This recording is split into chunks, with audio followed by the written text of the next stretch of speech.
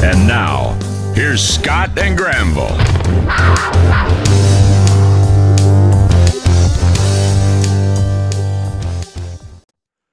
Good evening, Wildcat fans. We're here at Edmonson County High School where the Wildcats will take on the Metcalfe County Hornets. I'm Scott Lindsay, and alongside me in the booth is Granville Meredith, and we're glad you're here for another broadcast here on the home for Edmonson County Wildcat Sports, Wildcats Live, presented by Alfred's Pharmacy. It's time for the Bank of Edmonson County countdown to kickoff. The Hornets are coached by head coach L.J. Harbison. The Hornets lost their home opener last week to Barron County by a score of 30-0. The Hornets were run-heavy in the offense last week and managed to get 82 rushing yards on 22 attempts, but couldn't put the ball in the end zone against the Trojans' defense. The Wildcats are coached by head coach Zach Vincent, who is in his second year as head coach for the Wildcats. The Wildcats dropped their home opener last week as well against the Grayson County Cougars. The Wildcats ran the ball 40 times for 219 yards in the loss and passed 3 times for 37 yards. Michael Mills led the rushing attack with 170 yards on 24 carries. The Wildcats look to come out and attack the Hornets early this week and pick up an important win here at home. In the booth with me tonight is Granville Meredith. Granville. Scott, I'm fat. P-H-A-T. Pretty hot and tempting. I'm hot. Oh, my gosh. Sure. I'm ready for summer to come back, man. I ain't liking this fall weather. It makes me worry about what's going to happen in the winter. It's been hard on us, that's for sure, and it's guys that aren't skinny like me and you, we tend to not do well in the heat very much. But the grass does look green. It does. We've got a huge crowd out here right now, so you still have time to get your tickets and come on out and help support these Wildcats. Absolutely. And Granville, let's talk a little bit about last week. The Wildcats came out with the shakes, the first game jitters there in the first half of last week's game. Went in, made some adjustments, and came in the second half and actually won the second half 7-0. They gave up 14 in the first half, so that meant that they lost the game 14-7. But a much improved Wildcats after halftime last week. They settled down. They moved the ball well. Michael Mills was moving the ball well. Noah Meredith was taking care of the ball and hit some key passes in the second half. Blaine DeWeese and Alex Elkins were on the receiving end of some of those, as long as Mr. White, our kicker, had a fumble recovery as well. They played much better in the second half after they calmed down a little bit. Grayson County just got too much out in front of them to start with. Yeah, first game jitters or just – I'm not going to say lack of mental, because it seemed like we were in the game, right?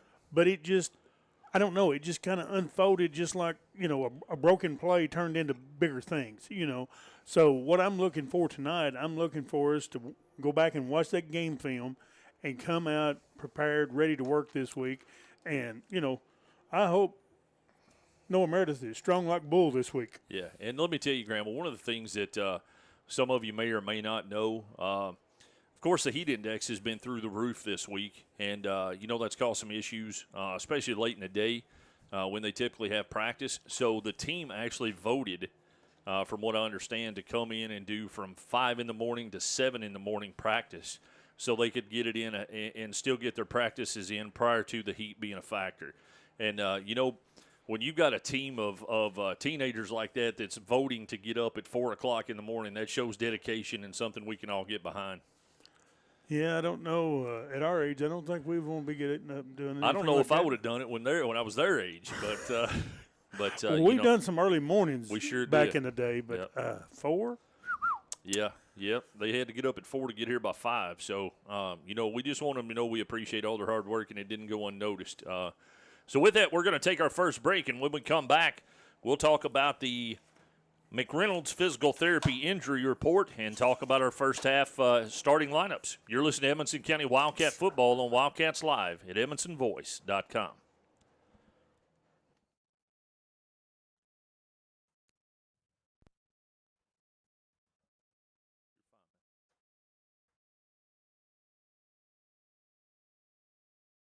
Loan products, and with mobile banking with deposit capture, helping our friends has never been easier. Bank of Edmonson County, you're our first priority. Equal housing lender, member FDIC.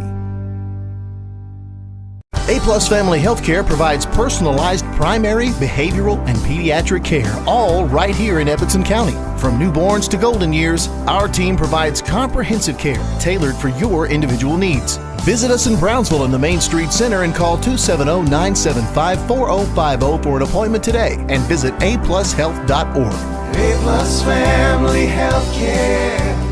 Care is what we Alfred's Pharmacy brings you the latest technology with decades of experience right here in Edmonson County. Locally owned and operated, Alfred's provides fast, friendly service with the care that you deserve. Whether you need personalized help, a vaccine, or just a simple refill, call 270-597-1044 or visit alfredsrx.com for more. Save time, save money. It's that simple at Alfred's Pharmacy. Welcome back to the Bank of Edmonson County Countdown to Kickoff on Wildcats Live here on EdmonsonVoice.com. Presented by Alfred's Pharmacy and Drive-Thru. Tonight's injury report is sponsored by McReynolds Physical Therapy. Granville, we're happy with this week's injury report. Pick me. Go ahead. Nobody's on the injury reserve. Nobody is on the injured reserve list this week. So, coming out of the game with Grayson County, we're all healthy, so that's a great thing for the Wildcats this week. Tonight's first half is brought to you by A-Plus Family Healthcare in Brownsville, and that takes us down to the Keys to Victory. And tonight's Keys to Victory are brought to you by a brand-new sponsor to Wildcats Live, Keppel Auction and Realty. So we appreciate them coming in and being a sponsor. Welcome to our team. Granville, what do the Wildcats have to do to pick up a big win tonight here at home? Well, number one, we need offense and defensive line must be solid. You need the offensive line to run the ball and the defensive line to keep the opponent from running the ball in a run-heavy offense. Number two, limit turnovers and penalties. And number three, special teams must be on point. Field position will be extremely important with a team that struggles passing the ball. Keep them in long field situations, make their offense work for every yard. And if we do that, the Keppel Auction and Realty Keys to Victory will give us a W. I agree 100%. I think those are three of the great things about that we'll need to do tonight. And they just did the toss out on the field. Let's see who won the toss. He's walking over to our side, so it looks like we're going to defer to the second half. So we're going to kick. So we're going to kick off to Metcalfe County to get this game started here in a few minutes. So tonight's starting lineups are brought to you by Josh Roney, State Farm Insurance, and, of course, Granville. The starting lineups, they vary from week to week, but some of them that we know for sure that are going to be starting on the defensive side of the ball. Alex Elkins is going to be starting at DB. Noah Meredith, defensive end. Ace Doherty at linebacker. Michael Mills, the other defensive end. Carter Swihart, Garrett Lyons, Aiden Seabolt in the linebackers and DB. Austin McCombs, Gavin Alexander is coming in for some DT. Hunter Kinzer is going to be in there as well on the line, and Casey Webb. We know those for sure. So those starting lineups have been brought to you by Josh Roney, State Farm Insurance. And Granville, they've got us a little bit out of sorts tonight with a little bit of a late start to this game. The heat index has been through the roof today, and before the game we spoke to Athletic Director Kyle Pierce, and I actually spoke to trainer extraordinaire Larry Starnes, and he had the gauge out on the field, and the temperatures had to be below 99 for these kids to start with pads on, so they could go out on the field and warm up if it was 104 or less with just a helmet. With just a helmet on, and if they were going to go out with pads, they had to wait till it got under 99. So they've got us a little bit out of sorts tonight, but we're fixing to hit this thing. It looks like the Wildcats are going to get out on the field and getting ready to kick off to the Metcalfe County Hornets to start. And tonight's kickoff is brought to you by Edmonson County PVA Kyle White. Wildcats in all blue uniforms with white letters and numbers, and Metcalfe County in their white and maroon. Tonight's first quarter action is brought to you by the Edmonson County Chamber of Commerce here in the A-Plus Family Healthcare first half. So, and Scott, with that being said, any stats that I may throw out tonight are just made up on the fly. Are they? So don't take me to the bank on any stats that I may throw out there. Because I try my best, but there's times on the field I don't remember which gentleman ran the ball. So if I'm off 2 or 3 yards here and there, Right. it could be where the official spotted it as well. But I won't go there. That we've never had that happen, Granville. Never, okay. never. My bad. All right, so the Wildcats are getting ready to kick off. Number 8 for the Wildcats, Colton White, is going to kick off. It fell off the tee, so he's going to go set it back up. Well, Let's see if he lays it sideways. Well, he's going to have to wait about 15 seconds, or Yeah. we're going to. Yeah, they won't. He's just standing there. They're not going to blow the whistle till they get everything straight. So, I want you to look at all these fans piling in yeah. here. And we will have a fan of the game tonight, Granville. We discussed it before the game actually started, and we'll talk about that more later. But right now, Colton White is on to kick off to Metcalfe County, and they're not giving him much of a chance back there. And it pops up in the air. It's going to be taken and taken down. That was number 45 for Metcalfe County. And that's Gabriel Shaw. So it's going to be 1st and 10, Metcalfe County coming in. I've been asked, do you have to be present to be fan of the game? That's a yes. Okay. Yep.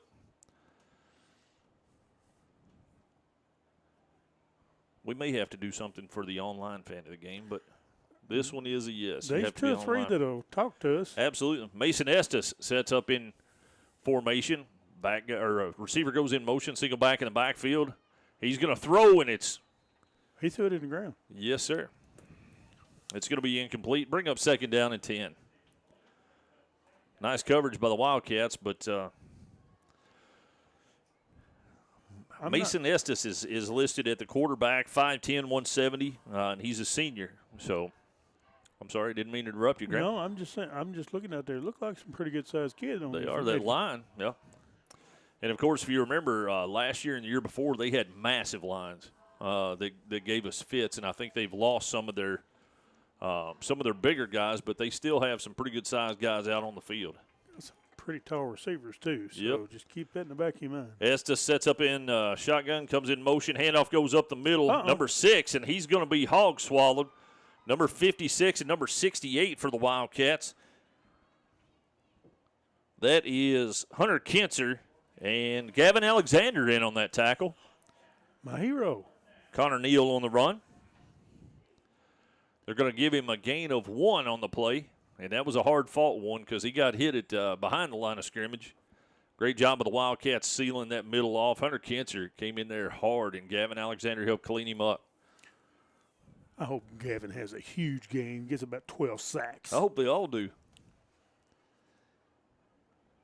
Estes sets up again in formation. Single back in the backfield. Receivers out to each side. Man goes in motion. Drops back. He's looking to pass. He's got it up in the air and in the flats. And, it was almost picked off by Elkins on the far sideline, but it goes incomplete, and that's going to bring up 4th down and 9. The punt team comes on. And, Granville, you know my feelings. We dislike punters. No, we don't trust them. It's not we dislike them. We just don't trust I them. dislike them because you can't trust one. Yep. About as far as you can kick one. So we've got number 8. That'll be Keegan Williams coming on for Metcalfe County to punt. Snaps out. It's a good snap. Ooh, and he's got a good leg, too. Good Lord. It's going to hit at the 10, and it better hope it goes in, and it's not going. Oh, it did. Yep. No, they're going to mark it down at the 1-yard line. Really? Oh, I don't agree with that call, but, whoo. That's the chance you take sometimes, though, when you let it go over your head, Granville.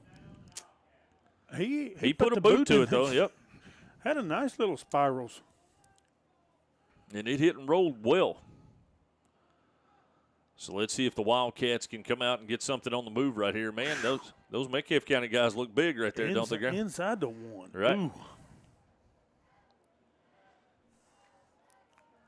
All right, Noah Meredith's up under center. Doherty and Mills in the backfield. And there goes Mills up the right side. He's got a little bit of room. They drive him back, but he's going to get us a little bit of cushion there. 3-yard gain on the carry, so it's going to bring up 2nd down and 7. Nice job of the line and Mills to get some room there. I don't like being that close to that goal line, Grandma. No, he's got a little separation now, so let's see what we can do. Would you think a counter right here? I would, or Come a trap. Over here. Ooh. Yeah. You do a trap and pull your guard, you're gone. Meredith up under center. And there's a handoff again going up the same side, and he's met at the line of scrimmage. He's not going to get anywhere that way. The flag on the far side of the field. And we'll see what it is. Let's see if the white hat will come out here and tell us what the – and he's not. He's in the end zone. So did they pick it up or what? They're all just standing there. He's calling. Oh, he's from the back of the end zone. He go and it's declined. And they're declining it, so that would be. Yeah, don't get out here where we can see you or nothing, sir. 3rd down and 7.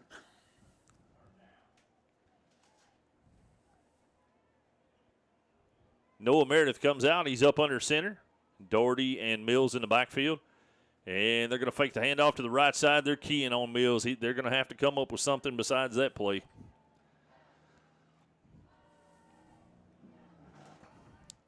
And he's going to be tackled for no gain on the play. No, they actually give him 1. Okay. It's on the 5 now. It's going to be 4th and 7, and it's going to force us to punt. And Meredith is in the end zone. There's a snap, good snap, and it's blocked. The Wildcat ran right by the gentleman that was coming in on this side, and I think it was number 80, Kirkland Lundy, and nobody even put a pad on him, and he went undeterred to the kicker and blocked that in the end zone on Noah. Somebody missed an assignment there, Granny. So they're going to have the ball 1st and goal inside the 6-yard line. 9:02 left to go here in the first quarter. Again, tonight's first quarter action is brought to you by the Edmonson County Chamber of Commerce here in the A-Plus Family Healthcare first half. Estes with the ball. Handoff goes up the right side. A great job of the Wildcats again. That's Gavin Alexander in there with number 57 for the Wildcats. Wyndham. Give him about a half yard, yep. 2nd goal from the, we'll say the 5, but it's about the 4.5. I had to wait. He kind of walked in a rainbow. Yeah. I didn't know where he was going with it. He was going in an arc. Estes sets up again. Single back in the backfield. And the pitch comes around, number 6 coming around the corner, and he's met by a slew of Wildcats. He's going to be get a couple of yards, but Noah Meredith is in on that tackle, along with number 77. I think that's Casey Webb. And that was Connor Neal on the carry. It's going to be 3rd down and goal from the 2. 8:04 left to go here in the first quarter. Need a big stop right here.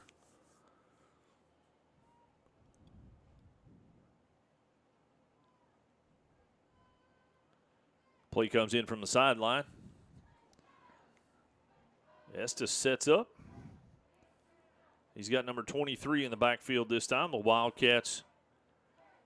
He's going to keep it himself, and he's going to go untouched into the end zone, and it's going to be a 2-yard touchdown by number 7, Mason Estes. A little fake pitch out, and then he went right back up through there, a little counter off of the left guard. And now it looks like they may line up for –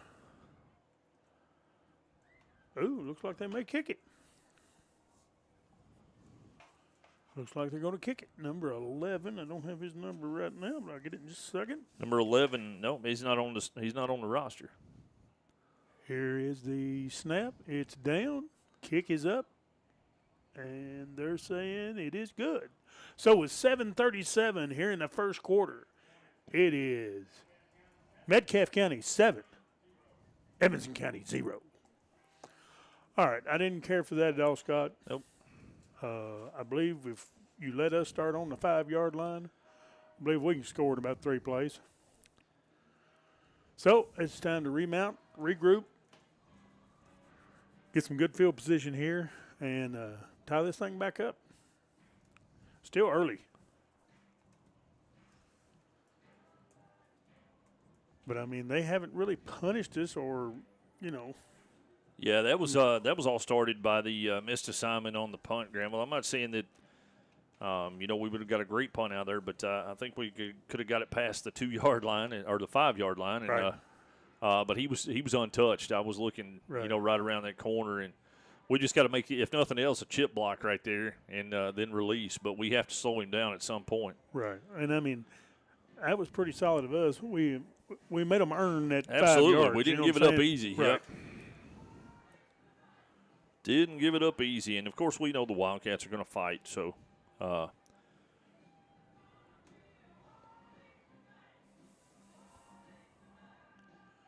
if his kicker is like the punter, and I think he is the same one, we might need to back up just a little bit.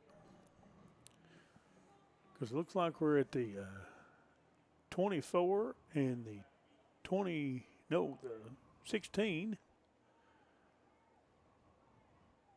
Looks like numbers. Is it 6 kicking off for him? And there's the kickoff, and it's going to be a deep one down the sideline. Go into the end zone, and it does. So it's going to be a touchback. The Wildcats will have the ball 1st and 10 from the 20-yard line. All right. That young man's got a leg. He does. He got every bit of it. He didn't. He don't get cheated none, does he? No, he don't. All right, we got some room now. Let's see if we can get our offense rolling. All right, play comes in from the sideline. Noah Meredith brings it in. He's got Doherty and Mills in the backfield. Up under center.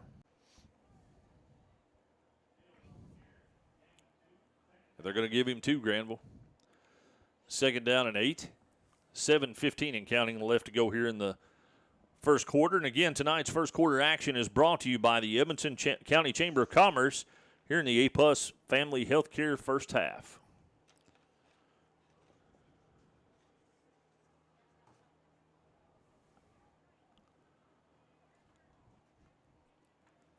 Meredith brings the play up under center. Again, Doherty and Mills in the backfield.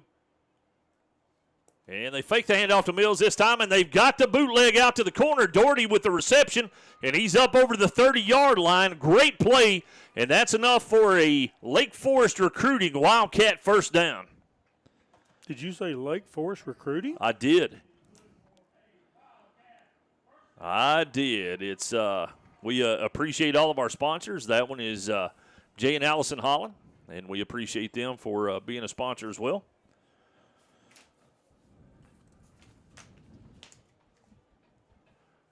Nice job by Meredith and Doherty on the pitch and catch. It's got Edmonson County's offense on the move. Noah sets up under center. Doherty and Mills in the backfield. And there's the handoff going up the right side. Mills is met at the line of scrimmage and driven back. The whole line and all of the linebackers are keying in on Mills.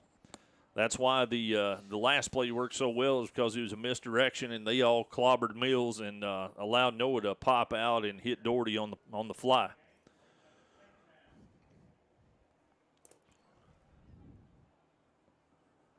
It's going to be 2nd down and 10.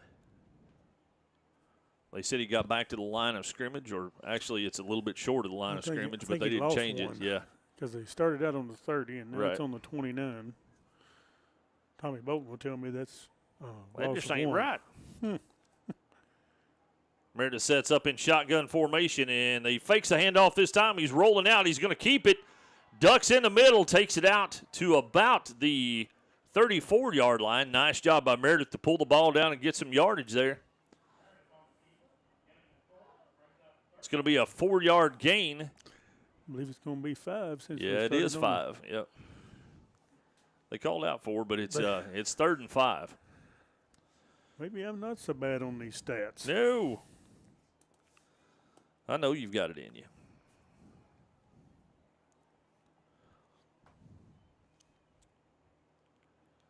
Meredith sets up in shotgun formation. Mills in the backfield. Receivers out to each side. Hands the ball off to Mills this time. And again, they're keying on him. He breaks the tackle. He's up over the 50, the 40, the 30, the 20, the 10. And it's he went in. touchdown Wildcats. Michael Mills with a 66-yard touchdown run. And that's how you get back in the ball game. I do not see any flags, but that was a jump out to the right, fake back to the left, a skip and a hop and a hearty hi-oh silver for a 66-yard scamper.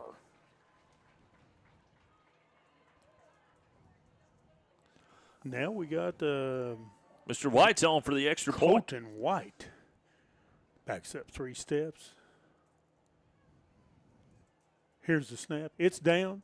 The kick is no good. So with 4:41 left here in the first quarter, it's Metcalfe County 7, Edmonson County 6. I'm not going to lie, Scott. I kind of like that play. I did too. I liked it a lot. And I tell you, to be quite honest, that was the skill set of Mills. Because he got hit behind the line of scrimmage again and bounced it outside. By two. And he got a really good lead block out there though, and I didn't see who that was because we were making sure that he stayed in bounds. But great job of the Wildcat blockers as well. Once he bounced it out to get out in front of him, give him a lane. Well, the Metcalfe County guy dove at him and untied his right shoe at about the 30, and then he got about to the 5, and he got pushed again, and he dove head first into the end zone. It wasn't Olympic gold stance and a stick, but it scored. Yeah, we didn't get 10 out of it. We did get 6. We did. Yeah, so that's good. Great job of the Wildcats to bounce back after that tough blocked punt that led to a touchdown. Shotgun. Uh-oh. Oh, and it's a pooch, and it's a good one. Oh, and it's out of bounds. It's our ball. And did he get it? And the Wildcats recover. Wildcat football. Let's see who that is. Number 30 looks like Aiden Seabolt has the ball in his hand, and the Wildcats, great kick by Mr. White to pop it up in the air, and the Wildcats are going to be 1st and 10 from the. Are they going to mark it at the 39? Can we have 2 big plays of the we game can, back to back? Because that's one of them for sure. We've got we'll give it to both of them, and I'm glad you said that, Granville, because we do have a new sponsor for our big play of the game as well. Shauna Grable with Keller Williams. So we'll give the 66-yard touchdown by Mr. Mills and the kickoff recovery by Eden Seabolt, and both of those will be the Shauna Grable, Keller Williams, big plays of the game, and it's going to force Metcalfe County to take a timeout. Get a TO. And we're going to take a quick timeout as well. You're listening to Edmonson County Wildcat Football on Wildcats Live at EdmonsonVoice.com. Wildcats Live on the Edmonson Voice is presented by Alfred's Pharmacy and Drive-Thru, located in the Main Street Center in Brownsville. Alfred's Pharmacy provides super fast service, whether it's in the drive-thru, inside their retail location, curbside service, or even free delivery. Call 270-597-1044 to find out how they can save you time and money.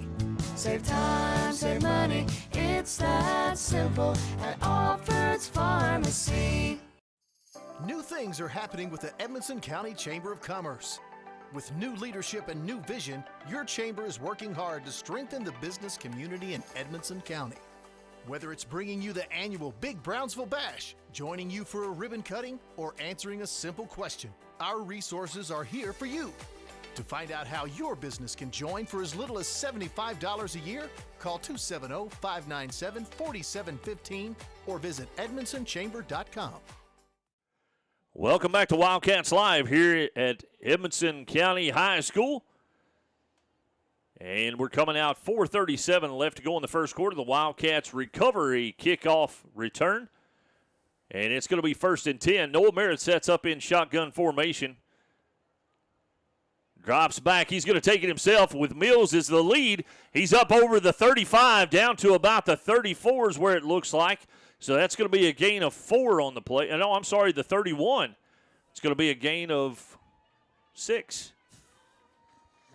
They had it wrong on the I looked up at the board, and it wasn't. It's showing the 32 now. You didn't have Tommy Bowden for math. I didn't. I made a mistake. It's apt to happen.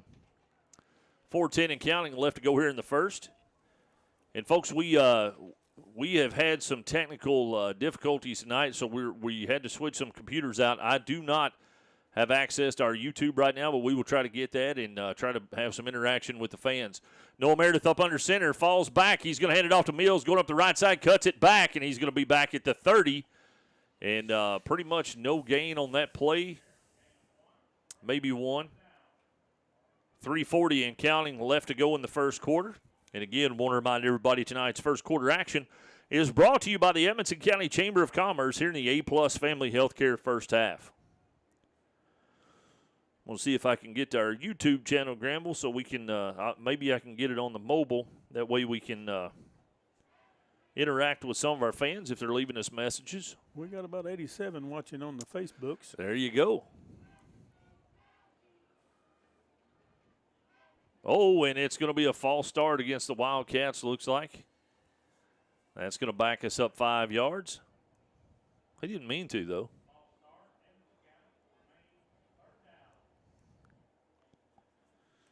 All right, so we've got several listening. I've just now got into it.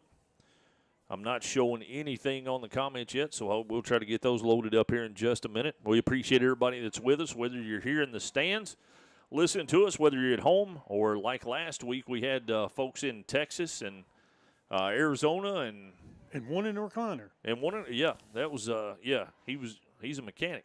Yeah, he's probably overhauling it again tonight. Moving some personnel around, and that's going to be they're going to call a timeout now, and Zach Vincent is not happy. So we'll keep it right here, Granville, for the time being, and see if we can't get some interaction going.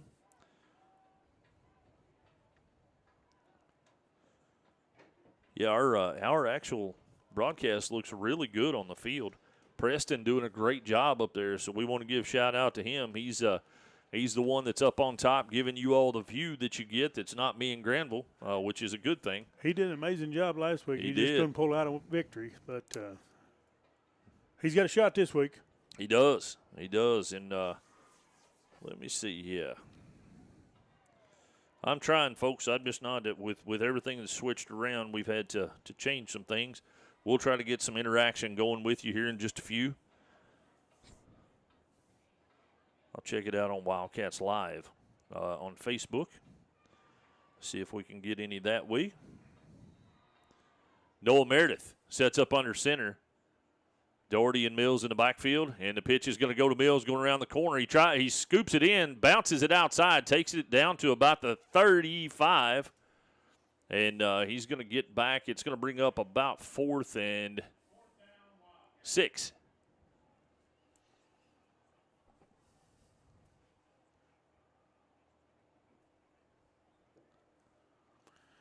Scott Burden, that is Coach Larry Starnes down on the field. Absolutely. He is back with us. He has only aged 2 years since me and Scott graduated in '88. I'm not for sure how old Larry is, but he hasn't aged a whole lot. I don't know that he's aged 2 years. Miss Jessie's checking in with us. Brendan Sorgman, we appreciate that, Brendan. Jonah Brooks, another Wildcat. Let's go EC. Nathaniel Lamar played with Jonah Brooks, actually, on the field here. And Noah's going to bring it down. He's looking to pass. It's in the air. It's on the corner, and it's caught. And he's down inside the 20-yard line. Great job by Noah. Put it dead on the stick.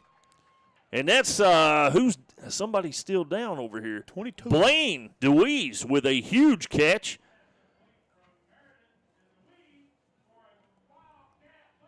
And that's going to be a Lake Forest recruiting Wildcat first down. 2:02 left to go. Blaine was out of bounds. He's off to the sideline now, but what a great catch by Blaine DeWeese there. Nice little run after the catch, too. Absolutely. He pulled her down hard, didn't he? Took a lick, but he got back up. And there's the ball down. Noah just has to fall on it. So Blaine comes in the game. He is a 5'11 sophomore, Granville. And that wasn't a sophomore catch. No.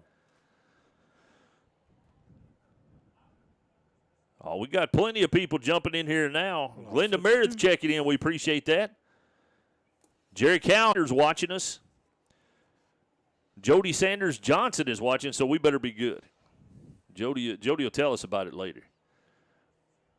Noah up under center. There's the handoff to Mills going up the middle. He takes it inside the 17-yard line. Let's see where they mark him down. About the 16 is where it looks like from here. Charles Madison. He said Larry could tape your ankle quickly. Yes, sir, he could. It was almost half tape before Larry even got the tape out. He was fast. I saw him one time tape 2 ankles at the same time. Did you? Yeah. Did he tape them together? Yeah, and I couldn't walk after that. But. Davey Childers checking in said great catch by Blaine. It absolutely was. So we appreciate everybody checking in with us right now, and hopefully we'll get this thing in the end zone for the Wildcat fans here in just a few minutes.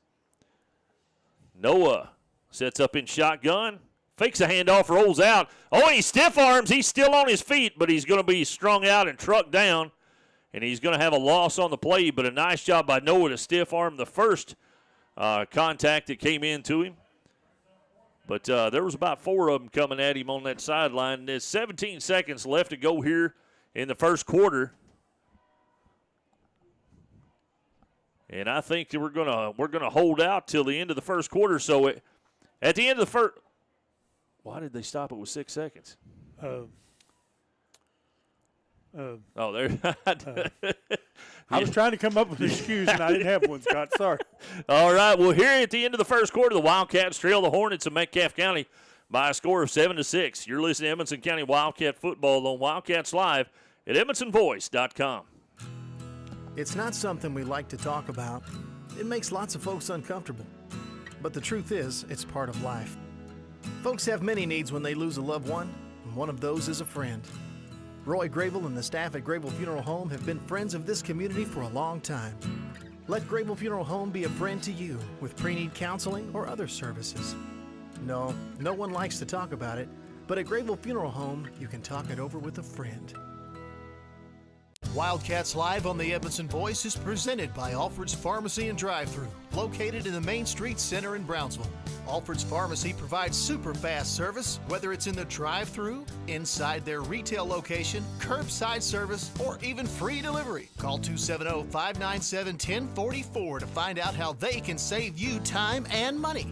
Save time, save money, it's that simple at Alfred's Pharmacy. Welcome back to Wildcats Live on EdmondsonVoice.com. First half action of Wildcats Live is brought to you by A-Plus Family Healthcare here in the Greenville Funeral Home second quarter. And with the second quarter starting, the Wildcats are trailing the Hornets by a score of 7-6. And it's 4th down and 15 for the Wildcats. Brandon Jaggers is watching. John Sanders is watching. Brittany Williams. We appreciate it. Owen Steele checking in. Owen's a former kicker here as well, Granville. I remember him. Absolutely. Kathy Rich is watching. Dale and Robin Coots saying hello from the Coots crew. Greg Gold is watching. And there it is. Noah's going to roll out. He's dumping it. Hits it. It's a hit. Cuts it back to the middle. Oh, he dropped the ball. Yep, he did, and it was going to be their ball either way. So it's going to be a recovered fumble, but it's a turnover on downs. So the 11:52, the Wildcats will turn the ball over. Metcalfe County will take over 1st and 10. Joe Carl Dartery checking in with us, said he's sitting there watching us. We're doing a great job, enjoying watching his grandson. His grandson's number 11, Ace, that's on the field. So again, folks, we appreciate everybody that's checking in with us. 11:52 left to go here in the beginning of the second quarter. And again, want to remind everybody tonight's second quarter action is brought to you by Grable Funeral Home here in the A-Plus Family Healthcare first half. Estes is going to grab the ball coming out. He's setting up in shotgun formation. There's the ball. He's going to pull it down. Well, he thought he was going to pull it down, but he didn't make it. Handoff goes up the middle. And big number 77, Casey Webb. Number 10, Noah Meredith was in on that tackle. Gain of 5.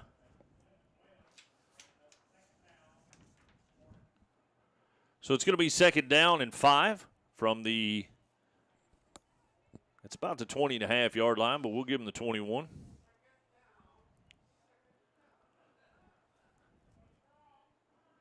Matt Hogan checking in. We're doing well, Matt. Thank you. It's a lot better up here than it is outside. Estes is going to pull the ball down, hand the ball off the wall. Oh, and there was a hold right there on the corner. And another hold. And I don't know what this official was looking at, but I saw the jersey stretch from here. It said you on that one that could have been called, Granville. They could have went either way. Yeah? Mm-hmm. Like, by either way, you mean either one of those calls, not either. Either way. Jason Childers checking in. Dale Massey checking in. Tricia Pretty's watching. We appreciate that. Estes sets up in shotgun. Single back in the backfield. And he's going to hand the ball off. Nice penetration with the Wildcats. Number 68 has got a hold of him. Going to drive him back. And let's see. Number 28, that's Lions.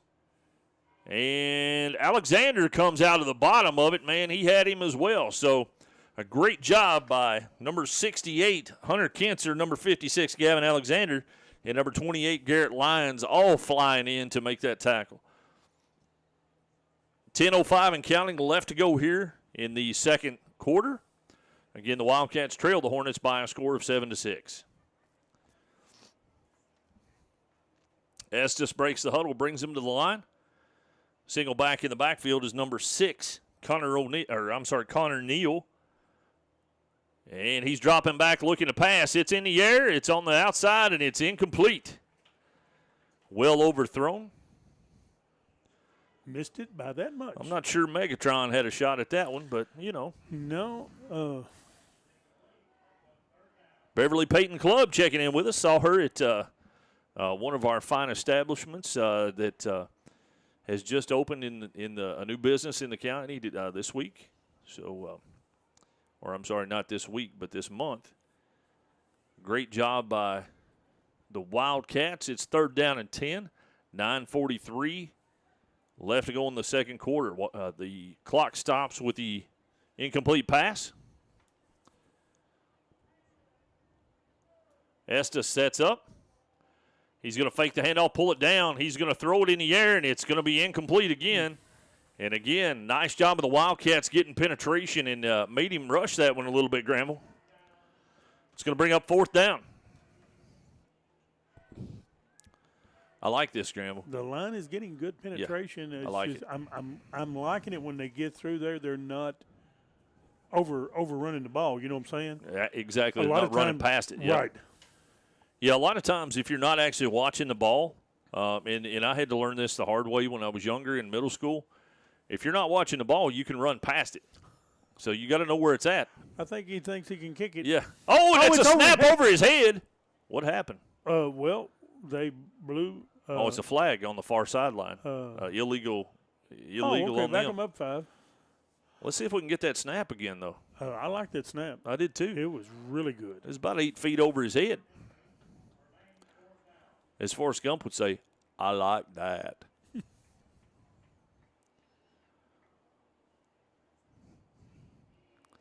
Charles Madison again checking in with us. We appreciate all of our listeners. And, again, if you're listening on YouTube, we apologize that we can't get the comments right now, but we'll try to get that rectified as well. There's a snap. It's a good snap this time. Good leg. Oh, not near as booming a kick as it was last time. So it's going to go out of – no, I thought it was going to bounce out of bounds, but it kicked back in. The Wildcats will have the ball at the 41 of Metcalfe County after it's down. It's going to be 1st and 10 Wildcats. 9:30 left to go here in the second quarter. Again, tonight's second quarter action is brought to you by Greenville Funeral Home here in the A-Plus Family Health Care first half. That's a mouthful. Try to say that again. I will in a minute. Somebody asked if we were having a cool night, but I'm sure glad they brought in that 2-ton crane of dry ice. Yeah, absolutely. Whatever works. Man, it's a scorcher out there. It is, for sure. Noah Meredith up under center. Correction, steps back in the shotgun. Mills in the backfield. He's going to take it himself. Goes up to the line. He's still on his feet. Pushes forward. Man, that's some good yardage right there. He's going to take it down. They're going to mark him at the 27-yard line. So about a 7-yard run by Meredith there. Nice blocking in front of him and a nice push by the Wildcats. Great job. Lyons comes in with the play from the sideline.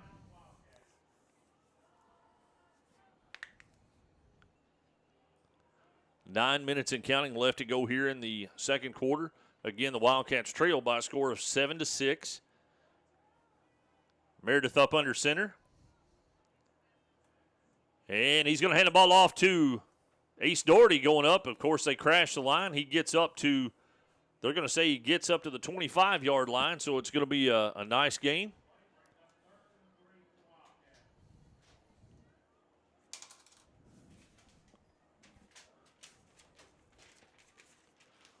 .829 and counting. We want to send a shout-out, Granville, to the new Edmondson Voice staff member, the photographer and reporter, Joseph Barkoff. He's been doing a fantastic job taking the pictures and also wrote the article for last week. Did a fantastic job. I went home and read it the next morning myself. So we appreciate Joseph and welcome to the team. Meredith's going to take it himself, and he's got the first down. He's going forward across the 20. And that's going to be another Lake Forest recruiting Wildcat first down, 7:59. And watch EdmondsonVoice.com for all of the football articles with a complete photo gallery. Joseph is actually doing a fantastic job, Granville. Salute. Yes, he is. So we appreciate that and welcome to the team. And if you're keeping score at home, that's 3 LFRs. So LFR. far. Lake Forest recruiting. Wildcat first downs.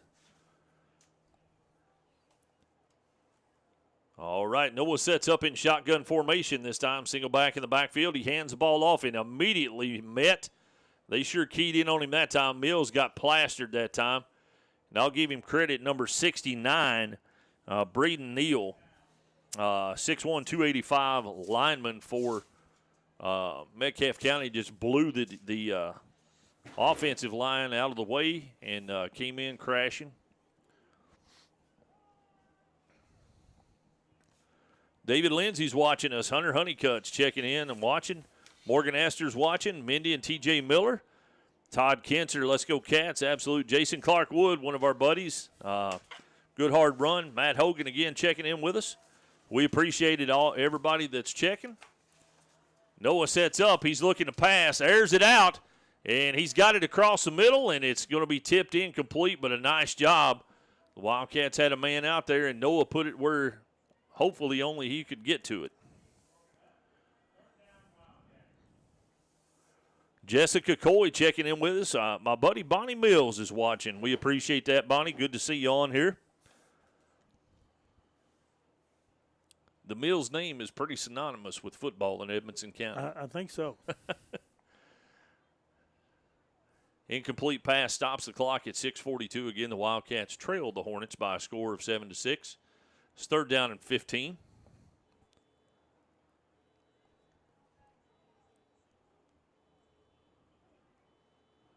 It sounds like the horn's going off. I don't know what it is. Somebody's car. And there it is. It's a shovel pass to Mills. He's going to bounce it out, cut it back to the middle. He's still on his feet. Over across the 20. He's going to be well short of the first down, but he gets us closer.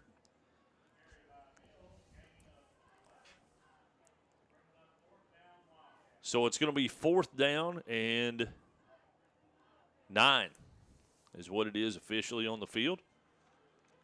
This is fourth down territory right now. Let him roll.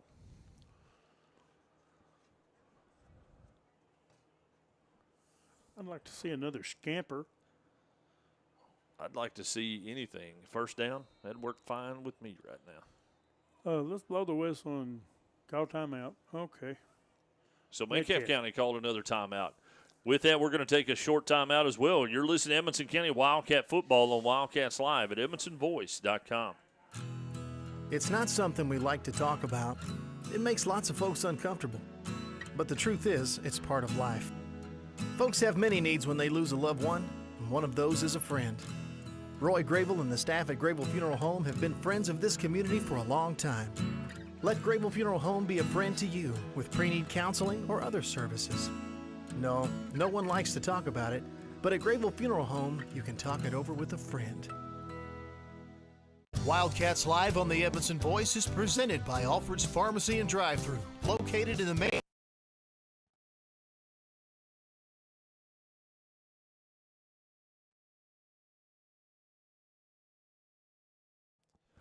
Welcome back to Wildcats Live here on edmonsonvoice.com. 6:02 left to go here in the second quarter. The Wildcats trail by a score of 7-6. It's 4th down and 9 coming out of a timeout. Let's see if the Wildcats have dialed up something here since Metcalfe County called the timeout. Maybe that gave us time to come up with a 12 or a 19-yard play, Grandma. I like it. Going in the old rutted shotgun. Mills to his left. Look out. And he's got twin receivers, including Lyons and Elkins out to one side. And number 14 out to this side. We'll get that in a minute. Man goes in motion. And there's a snap. Noah's got it, and he's going to be chased down from behind again. Nice job by the Hornets to get in there and get a stick on him before he could get moving. That's going to be a first down, turnover on downs to Metcalfe County.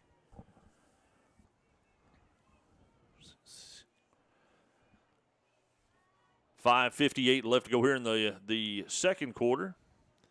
And again, remind everybody tonight's second quarter action is brought to you by Grable Funeral Home here in the A-Plus Family Health Care first half. I didn't like that play, Grandma. It didn't make me feel any different. It didn't give me the warm and fuzzies at all. Yeah. All right, so Metcalfe County takes over 1st and 10. Estes set. Man goes in motion. There's a snap. It's a pitch to number 20, Cross, and he's got some room in front of him. Ducks down behind him and finally taken down after a big gain by number 25 for the Wildcats, and that is Carter Swihart. So nice tackle by Carter, but it is enough for a Metcalfe County first down.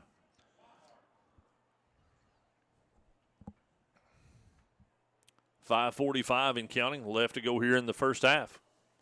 This is just me. I really like Swihart, but I don't want him to lead us in tackles. No, if he does, we're in trouble. Yeah, because he's about 20 yards off the ball. Yeah. I was glad he was there then. Yeah, absolutely. And I hope he gets a bunch of tackles, but I hope he's blitzing when he does. Estes sets up again and shotgun.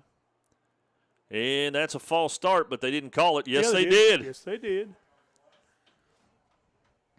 Hey, my buddy Jenny Davis just checked in and said Wes Davis is watching us. Well, Wes Davis. That?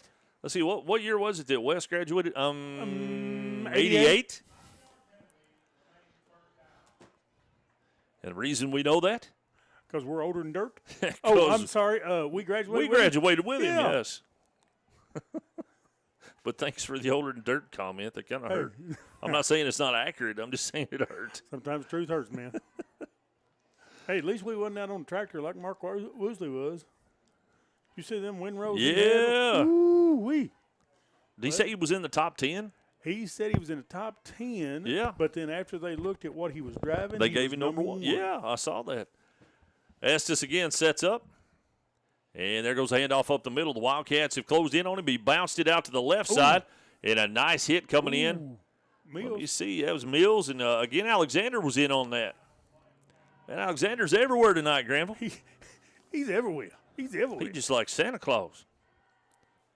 Santa Claus is watching you. It's going to be second down and what did you say, 9?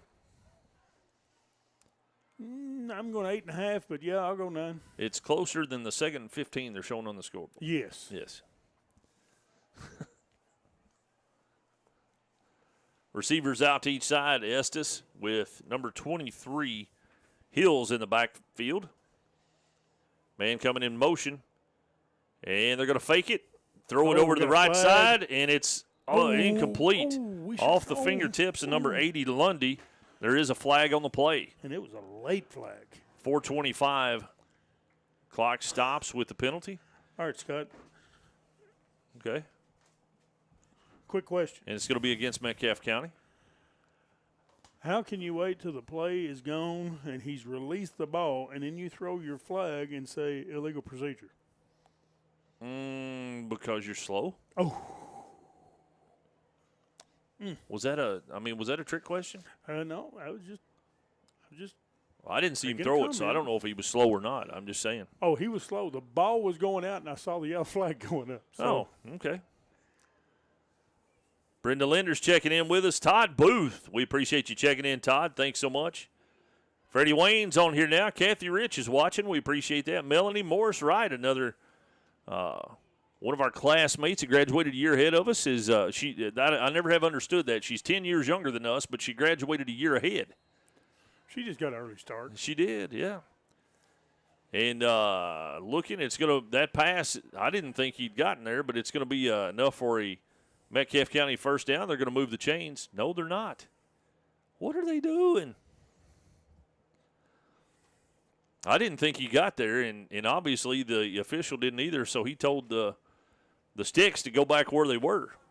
They did. It's going to be third down and about 6 inches. But with our line, that's a long 6 inches, Granny. If they just keep working. Yep. Melanie said, keep the compliments coming, Scott. J.R. Cook checking in as well. Estes is going to he gets blitzed, but he slips it, and he's still on his feet. Man, what a wiry kid. Cuts it back, and he's going to go down to about the 35-yard line before he's finally taken down. And, again, I think that's another tackle by Swihart. But, man, we had about, I would say 15 chances at him, but there was only 11 guys on the field. So Well, some got a couple of chances at him. yeah. Donita Cook's checking in with us. Thomas Willoughby. James Bowles is watching. We appreciate that, James. Ooh, James Bowles. 3:25 and counting left to go here in the second quarter. The Wildcats trail the Hornets by a score of 7-6. Well, there must have been somebody called somebody and said, hey, turn it on Edmondson Voice. They must. We got an influx about pretty quick, didn't we? 124 Yeah. And climbing. Yep, we like it. Estes sets up. Man coming in motion. He's going to pitch the ball to him, number 80. Going up the sideline, he cuts it to the outside and then went in behind it, and I couldn't see.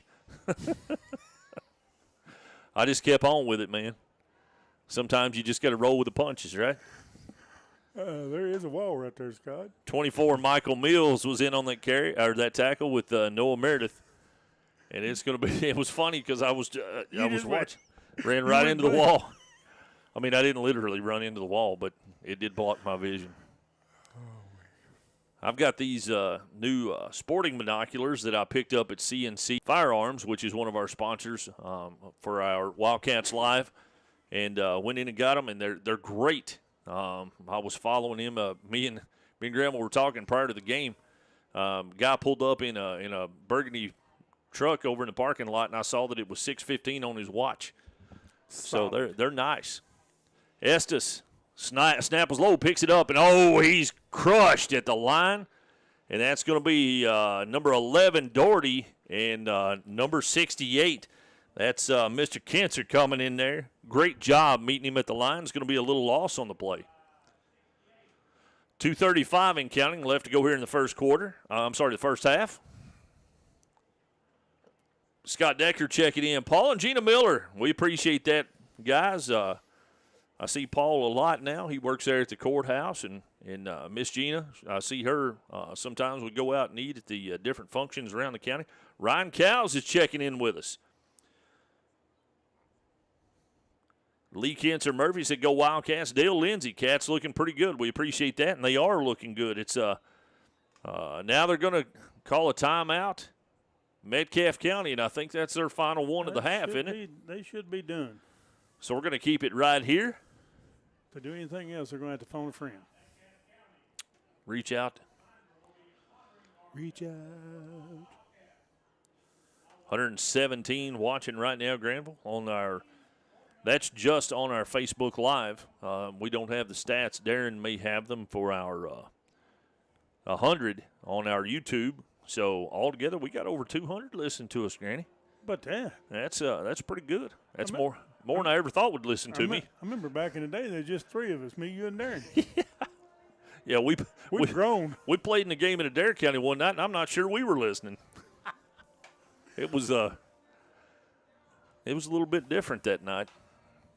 Mickey Johnson, I love seeing Mickey fired up on the sideline. He's trying to get his line all fired up. He's been around this program for a long time, and we appreciate him. He's also one of the magistrates for the fiscal court. Does a lot of work for our community, and we appreciate that, along with all the rest of the coaches. They give and give and give, and we appreciate it because they do a great job. It's a hot night out here. Billy Duncan's tried to start the wave 3 times, and it ain't worked. He's trying to work on that fan of the game. Estes sets up, and he's going to draw it back, looking to pass. Good. Yes. Vibrations? No, I was going to say good coverage, but I thought he beat him there for a second. I was like, but he caught up to him really well. I thought I missed Beach Boy nights. Nope. I just got a stutter there for a second. You didn't stutter. You just didn't explain. Greg Skaggs is checking in with us. Miss Medina, Self-Stewart, is checking. We appreciate that. She said, come on, Cats. Hey, another classmate that graduated a little bit ahead of us, but much younger than us. Tracy Meredith Hayden is checking in. That's why they you keep flattering everybody. Hey, whatever works. Derek Souders is watching with us. Matt Hogan. Yep, absolutely, Matt. We absolutely believe that. And Kevin, yes, that is Larry Starnes on the field. He is still a staple. Man goes in motion. Estes with a high snap, hands the ball off to the side, and the Wildcats clamor in on him. And, man, is that Alexander again? Yes. I tell you what, he and Kinzer and Mr. Webb, number 77, are absolutely taking care of the middle of the line tonight. So great job by those guys.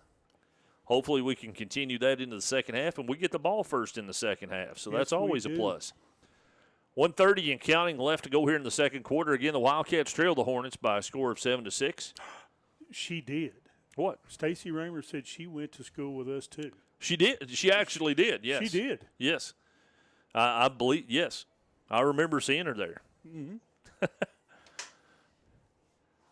Always great to all the students. Richard Decker said his great nephew, Gavin.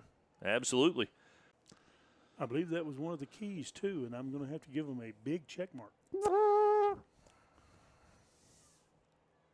All right, so the Wildcats come out.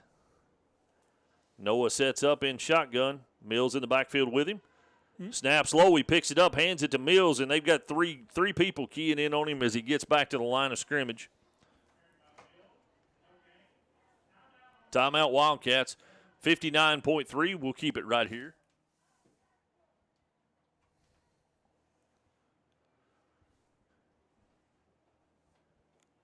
And one of the things that I want to go ahead and say while we're in this part, one of the new sponsorships that we have tonight at Granville is actually my office with the Edmonson County Judge Executive's office.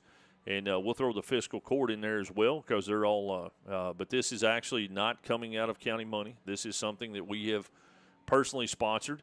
But we're gonna have a fan of the game. And the fan of the game is going to win a $25 gift certificate to the Wildcat shop inside the Edmonson County High School. They have all the Wildcat apparel and some things that you could buy in there. So we will be giving at all the home games, we will give a Wildcat fan of the game.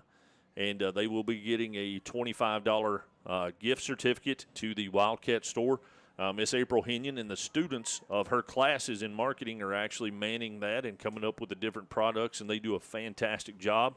And so again, even though it's we're sponsoring, it is a personal thing that we're doing. It is not coming out of any kind of funds that we have for marketing at the county level, but we're glad to be a part of it. Solid. Meredith sets up in shotgun formation. He's going to take it right up the middle. He's going to go for a few yards.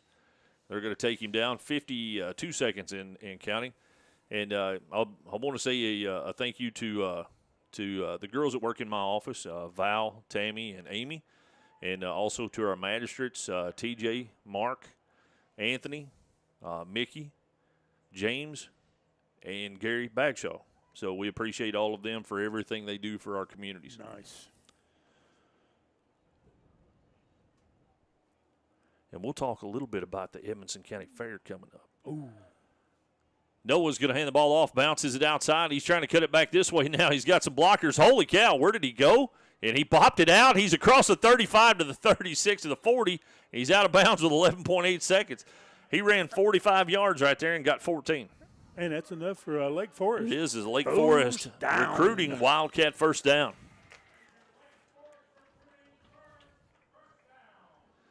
All right, getting back. Mike Love's watching us now. Will Webb's checking with us. We appreciate that.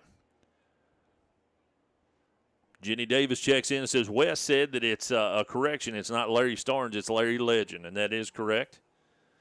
We always we do know he's a legend. He's been a legend around these parts for a long time.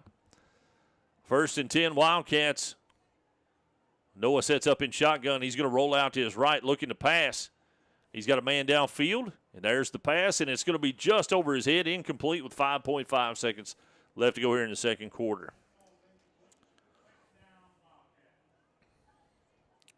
Nice job by the Wildcats. Ryan Stice is checking in with us. And, yeah, absolutely, Matt Hogan. Absolutely, brother. Matt actually keeps us safe. He works right outside my office. Make sure, make sure that everybody's safe coming in and out of the courtroom. Does a fantastic job. Is he a legend? He's on the verge. Yes, he's not. I don't think he's old enough to be a legend yet, but he's. Gotcha. Yeah, it's just an age thing. It's not because he's not. He just hadn't got that old yet. Oh, there's a shovel pass, and he better get on that one. Oh, he picked it back up. Yep. And that's going to take us to the half, folks. And at halftime, the Wildcats trail the Hornets of Metcalfe County by a score of 7-6. You're listening to Edmonson County Wildcat Football on Wildcats Live at EdmonsonVoice.com.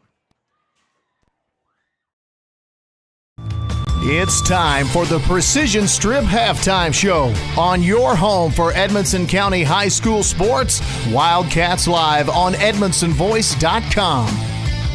Take control of your career at Precision Strip. Precision Strip in Bowling Green has many opportunities and is looking for team-oriented individuals who place high value on quality, service, and safety. With Precision Strip, you'll enjoy great pay and benefits that include a generous 401k and a workplace that values you. A high school diploma or GED is required.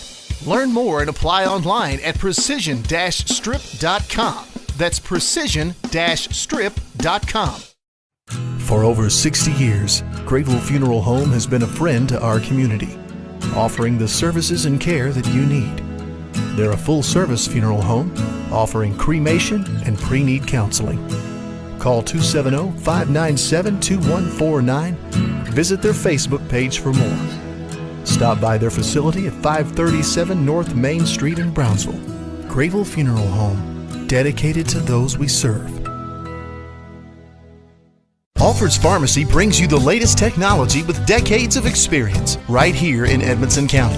Locally owned and operated, Alfred's provides fast, friendly service with the care that you deserve. Whether you need personalized help, a vaccine, or just a simple refill, call 270-597-1044 or visit alfordsrx.com for more. Save time, save money, it's that simple at Alfred's Pharmacy. Welcome back to the Wildcats Live on EdmonsonVoice.com. Tonight's halftime show is brought to you by Precision Strip, providing careers for our area. At the half, the Wildcats trail the Hornets by a score of 7-6. With a look back at our halftime stats and a recap, here's Granville Meredith. Scott, so far it looks like we've got 109 yards on the ground, led by Mills with 93 of those. We've got 33 yards in passing, led by, I believe, Daugherty. With that Blaine DeWeese with 16 yards. We had one fumble in the half. We had one fumble recovery. Technically, it was a kickoff, recovered kickoff, and we had one penalty for 5 yards. If we're going to have penalties, that's my favorite kind. All right. The 5-yard variety. And so far we've had 4 Lake Forest recruiting first down. But we've had 2 huge big plays. Right. So, and again, we want to remind everybody that tonight's big plays are sponsored by Shauna Grable at Keller Williams. New sponsor for ours, and we appreciate that. Shauna's an old sponsor of ours, but the big play is she's a new sponsor for that, so we appreciate her and Keller Williams for being a sponsor. The young Wildcats are out on the field right now. If I'm not mistaken, is that the middle school team? I think so. Yep, that's what it looks like. And great job by the getting them recognized tonight. They put in a lot of hard work as well, playing really hard and doing well. It's the middle school or it's a huge Pee Wee league. I'm telling you, if that's our fourth and fifth grade team, I can't wait for them to get to high school. You're exactly right. Oh, so that takes us down to our Student Athlete of the Week. And our Student Athlete of the Week is sponsored by County Clerk Kevin Alexander. Congratulations to Ryan Davis. Ryan Davis is the daughter of Wes and Jennifer Davis, who we've been talking to tonight. She is a member of the Lady Cats volleyball team, and Granville so far this year, and I actually got to see it up close and personal this past week, she has an amazing 113 digs in volleyball. Nice. Just this year, and she follows that up with a more impressive 4.2 GPA. Solid.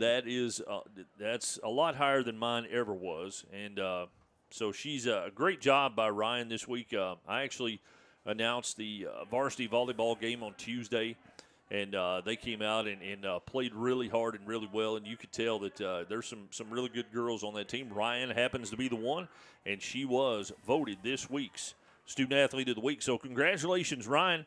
You're the Wildcats Live Student Athlete of the Week. Well, on that note, she must get her knowledge from Jenny, but her athletic I have to give to Wes. Okay, yeah. I mean, she can get mad at me if she wants to. That's just where I'm going with it. Well, I hope she gets mad at you. I'm not going to say anything, but no, they, the girls played a really solid game the other day, and they were playing Allen County Scottsville, who's a really good team, and but they fought hard, and Ryan was one of those, of course, and. Man, it's awesome to go. And if you ever have a chance, and I know you do, but I'm talking to the crowd at this point, all of our listeners. If you have a chance to go to see some of these other sports, that volleyball, huge sport. There was a lot of people there the other night, and those girls were pounding the ball. I was really impressed with the way they played. And, of course, I've been watching them for several years now, but you watch them, and then you go down to watch, our buddy Travis Hudson down at Western with the women's volleyball team there, who picked up a great win against number 12 Marquette today. Yes. So we're proud of those girls and Travis, another one of our classmates in 1988 that has been coaching at Western for several years now. But great. I love watching women's volleyball. It's a lot of fun, very fast-paced action, and if you get sleepy or tired, it's on you because it's not because there's no action.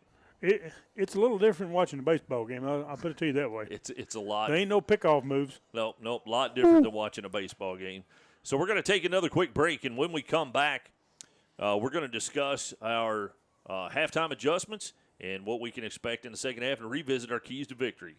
You're listening to Edmonson County Wildcat Football on Wildcats Live at EdmonsonVoice.com. It's time for the Precision Strip Halftime Show on your home for Edmonson County High School sports, Wildcats Live on EdmonsonVoice.com. Take control of your career at Precision Strip. Precision Strip in Bowling Green has many opportunities and is looking for team-oriented individuals who place high value on quality, service, and safety. With Precision Strip, you'll enjoy great pay and benefits that include a generous 401k and a workplace that values you. A high school diploma or GED is required. Learn more and apply online at precision-strip.com. That's precision-strip.com. It's not something we like to talk about. It makes lots of folks uncomfortable. But the truth is, it's part of life. Folks have many needs when they lose a loved one, and one of those is a friend. Roy Grable and the staff at Grable Funeral Home have been friends of this community for a long time. Let Grable Funeral Home be a friend to you with pre-need counseling or other services. No one likes to talk about it, but at Grable Funeral Home, you can talk it over with a friend. Wildcats Live on the Edmondson Voice is presented by Alfred's Pharmacy and Drive-Thru, located in the Main Street Center in Brownsville. Alfred's Pharmacy provides super fast service, whether it's in the drive-thru, inside their retail location, curbside service, or even free delivery. Call 270-597-1044 to find out how they can save you time and money. Save time, save money. It's that simple at Alfred's Pharmacy. Patton Funeral Home is a family-operated business that has proudly served Edmondson, Barron, and the surrounding counties since 1969. In our close-knit community, we consider those we serve our neighbors, family, and friends. We're committed to providing affordable excellence to all that place their trust in us. Patton Funeral Home, serving you in 3 locations: Brownsville, Park City, and now Cave City. Visit PattonFuneralHome.com, continuing a heritage of caring. A+ Kid Care brings hometown health care to our students here in Edmondson County. Edmondson County students are now able to receive individualized face-to-face care with our providers through new telehealth technology. Every student has access to many services, including strep, flu, and COVID testing. Parents, we encourage you to be part of your child's visit, and you're welcome to attend in person or remotely by video chat. A+ Family Health Care. Care is what we do. Scott's Gags Photography is your locally owned and operated full-service photography studio. Whether it's weddings, babies, families, senior pics, or sports, Scott's Gags Photo can handle it all. They also give back to our local schools, sports team, and community. Did you know they can also restore old photos? They can have your old and vintage pictures looking new again. Visit scottsgagsphoto.com or call 270-792-2598 today. New things are happening with the Edmondson County Chamber of Commerce. With new leadership and new vision, your chamber is working hard to strengthen the business community in Edmondson County. Whether it's bringing you the annual Big Brownsville Bash, joining you for a ribbon cutting, or answering a simple question, our resources are here for you. To find out how your business can join for as little as $75 a year, call 270-597-4715 or visit edmondsonchamber.com. Take control of your career at Precision Strip. Precision Strip in Bowling Green has many opportunities and is looking for team-oriented individuals who place high value on quality, service, and safety. With Precision Strip, you'll enjoy great pay and benefits that include the Hornets by a score of 7-6. Let's take a look back at our keys to victory, brought to you by Keppel Auction and Realty, and see where the Wildcats stand at halftime. Granville, how have the Wildcats done with our keys to victory? Well, number one, the offensive and defensive line must be solid. You need the offensive line to run the ball and the defensive line to keep the opponent from running the ball in a run-heavy offense. Number two, limit turnovers and penalties. And number three, special teams must be on point. Field position will be extremely important with the team that struggles with passing the ball. Position will be extremely important with the team that struggles with passing the ball.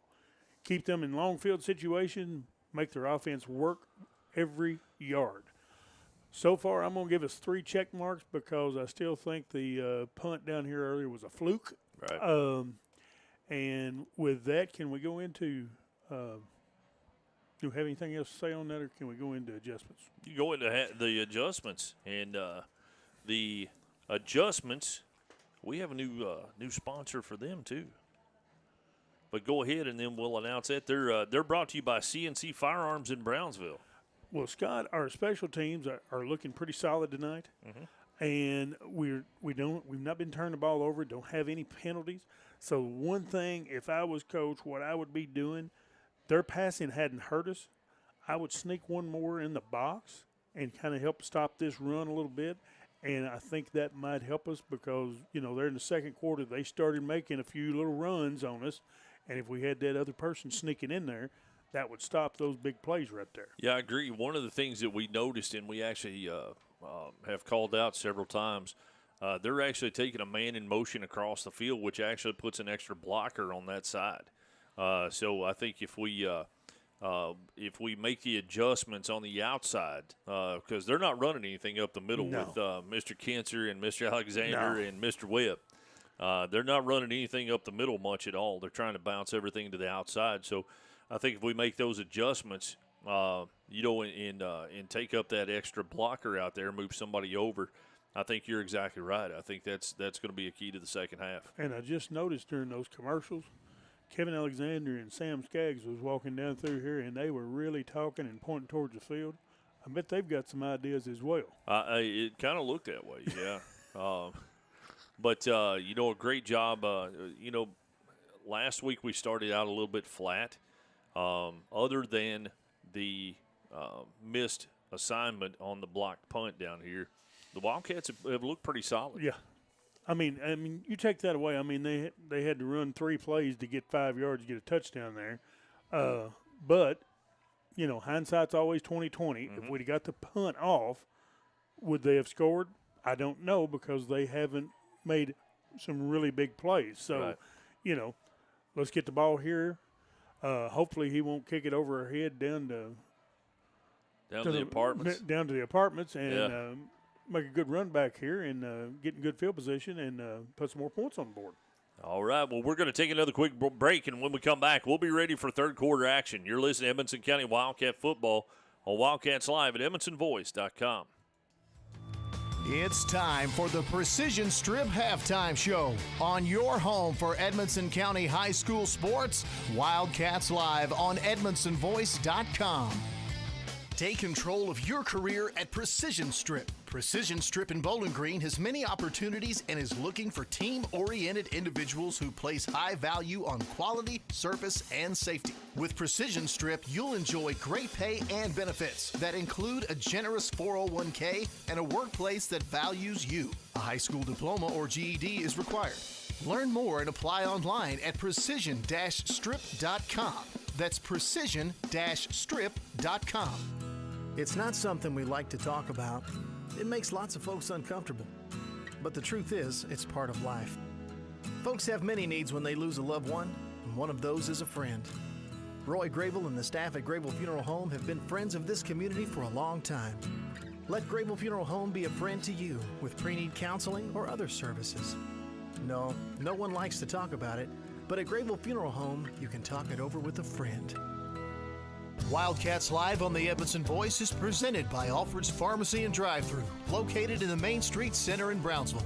Alfred's Pharmacy provides super fast service, whether it's in the drive-thru, inside their retail location, curbside service, or even free delivery. Call 270-597-1044 to find out how they can save you time and money. Save time, save money, it's that simple at Alfred's Pharmacy. Patton Funeral Home is a family-operated business that has proudly served Edmondson, Barron, and the surrounding counties since 1969. In our close-knit community, we consider those we serve our neighbors, family, and friends. We're committed to providing affordable excellence to all that place their trust in us. Patton Funeral Home, serving you in 3 locations: Brownsville, Park City, and now Cave City. Visit PattonFuneralHome.com, continuing a heritage of caring. A+ Kid Care brings hometown health care to our students here in Edmonson County. Edmonson County students are now able to receive individualized face-to-face care with our providers through new telehealth technology. Every student has access to many services, including strep, flu, and COVID testing. Parents, we encourage you to be part of your child's visit, and you're welcome to attend in person or remotely by video chat. A+ Family Health Care. Care is what we do. Scott Skaggs Photography is your locally owned and operated full-service photography studio. Whether it's weddings, babies, families, senior pics, or sports, Scott Skaggs Photo can handle it all. They also give back to our local schools, sports team, and community. Did you know they can also restore old photos? They can have your old and vintage pictures looking new again. Visit ScottSkaggsPhoto.com or call 270-792-2598 today. New things are happening with the Edmonson County Chamber of Commerce. With new leadership and new vision, your chamber is working hard to strengthen the business community in Edmonson County. Whether it's bringing you the annual Big Brownsville Bash, joining you for a ribbon cutting, or answering a simple question, our resources are here for you. To find out how your business can join for as little as $75 a year, call 270-597-4715 or visit edmondsonchamber.com. Take control of your career at Precision Strip. Precision Strip in Bowling Green has many opportunities and is looking for team-oriented individuals who place high value on quality, service, and safety. With Precision Strip, you'll enjoy great pay and benefits that include a generous 401k and a workplace that values you. A high school diploma or GED is required. Learn more and apply online at precision-strip.com. That's precision-strip.com. Welcome back to halftime here at Wildcats Live. We're getting ready to start the third quarter. Looks like we're all set, and tonight's action is brought to you by Alfred's Pharmacy and Drive-Thru here in the Patton Funeral Home second half. And it looks like Metcalfe County will be lining up to kick to the Wildcats. Uh-oh. I think it's going to be an onside. Do you think? I believe so. What makes you think that, Grandma? Well, it was a little punch. And we're going to take it down right at the 35-yard line. So great job by the Wildcats.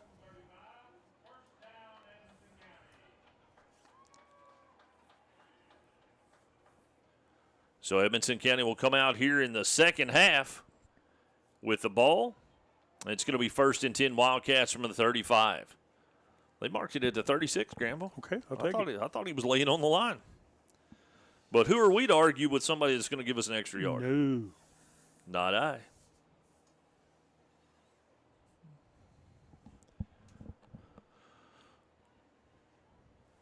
And Meredith breaks the huddle, brings it back out. Receivers out to each side this time.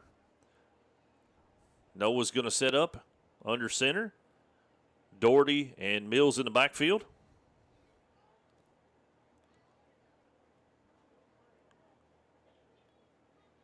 Man goes in motion. He gets set. And there goes the ball to Mills, popping it up the middle. And he's getting back to the line of scrimmage, and that's about it. Number 14 for the Wildcats was a man that went in motion there, and he is not on my roster, so I'm sorry. I'm not sure who that is. I paid special attention to it, though, because that was my son's number when he played. Ah.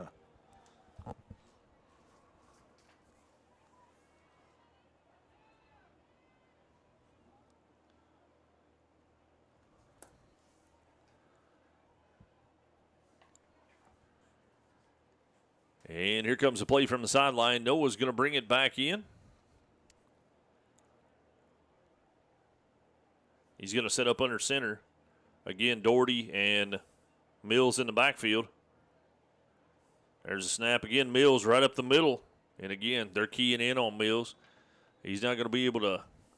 He can bounce it outside and maybe get some speed on him, but you try running up the middle and you've got a gang tackle going on there. So it's going to bring up 3rd down. Going to have to get a little misdirection or something because they're keying on him hard. They are. They got some big boys there in the middle, and they just blocking holes, you know? Yeah. I mean, when you're that big, you don't even have to block. You just have to fall in the hole. They got some very good-sized linemen up front. All right, yeah, here we go. Okay. Shotgun with twin receivers out to each side. There's a snap, and Noah's going to take it himself up the middle. He's across the 39, and there's a flag on the play. And one of our guys is talking. So we'll see here. And it's going to be holding against the Wildcats. And we'll see. Are they going to decline it? They're going to have to back us up, or it's Yep. going to be 4th and 1. I believe we'll get 1. Yep, they're going to back it up. That Whitehat's, he's not very active, is he? Usually the Whitehat is the one that, stays in and gives you all the information and actually checks the movement of the ball. And just not very active tonight, seems like. but we'll try to make it work. Well, in his defense, it's kind of hot still. It is hot. It's very hot, and I'm not gonna say anything at all about that for sure.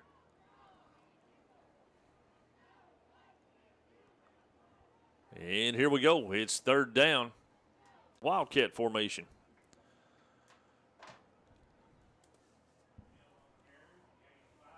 Gains 5. It's 4th down and 2 for the Wildcats. No, it's 4th and 11, sir. Oh, I'm sorry. They had 4. He just said 4th and 2. That's what I was going by. Well, all right. Tammy Tennyson checking in with us. Melissa Meinhardt, Billy Meinhardt. There's the snap. It's dropped. A pooch punt, and it's going to be a short one. But the Wildcats are going to get on it at the 48-yard line. Hillary Meredith checking in. Congratulating Ryan on the Student Athlete of the Week. Renee Hunt Salone. Joe Carl's checking in with us. Owen Steele. Will Sailing, Owen says, is number 14. He's not on the roster as 14. We appreciate that, Owen. We definitely want to give him a shout-out. Our buddy Ronnie Woods is checking in. Here comes Metcalfe County on offense. The Wildcats on the defensive side of the ball. Metcalfe County is going right to left. Estes sets up in shotgun. And he's going to pull the ball down and throw it. He's got a man out in the flats. Nice job by the Wildcats to get there.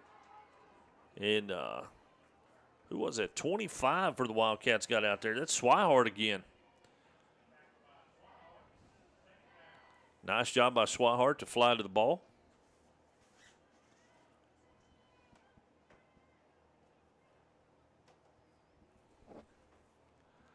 It's going to be a gain of 8, 2nd down and 8. 9 at 10 and counting left to go here in the third quarter. Again, to remind everybody, tonight's third quarter action is brought to you by Alfred's Pharmacy and Drive-Thru here in the Patton Funeral Home second half. Estes sets up in formation. Man comes in motion.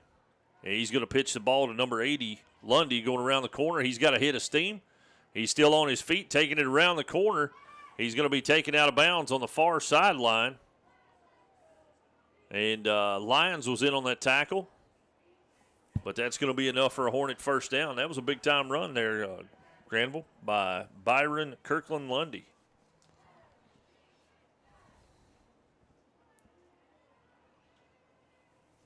.840 and counting. Phil and Valerie Rich is checking in with us. We appreciate that.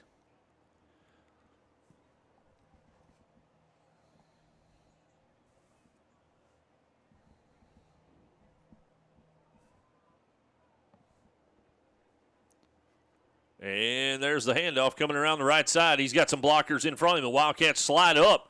Nice job of the Wildcats that time to close out that corner. We've got number 11, Doherty.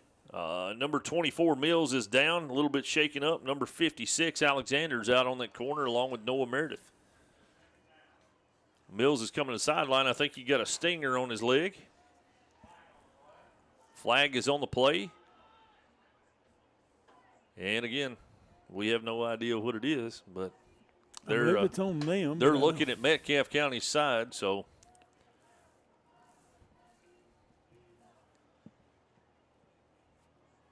they're marking it. Well, they didn't mark it off very far. Must not have been much. Yeah, Wynn didn't see it either. He just announced penalty on the play. We don't have any idea what it is. Well, now he's picking it up, moving it again. He must not have liked that spot. It's a 10-yard penalty. It wasn't a 5-yard penalty. Okay. And Wynn's having a little trouble with it over there as well. So he's announcing to our fans. All right, and there's the handoff, goes up the middle. He's being chased down from behind, but he's on a move. Number 6 for Metcalfe County cuts it back around the outside. And again, a tackle by number 14, Sailing. That was a good tackle going across the side, but, man, We had some Wildcats that had a chance at him there that just missed, Graham. We're going to have to get the penetration and stop that outside. So they went from the 32 to the 15, so a 17-yard gain on that play. Estes again sets up. Single back in the backfield behind him. Receivers out to each side. There's the ball. And there's a handoff going right up the middle. And again, busted to the outside. The Wildcats put the brakes on him out there. And driving back, number 56, Alexander in there. Number 25. I think that's Swihart again. We're calling his number a lot, Graham. Well, you said you didn't want him to be the leading tackler. I didn't want him to be, but I'm glad he's there. Joseph Harper checking in, said he's watching from the house. Grace Davis is checking in with us. Thank you, Grace.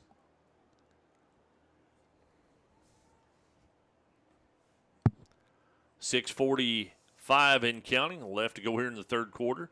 Again, the Wildcats trailed the Hornets by a score of 7-6.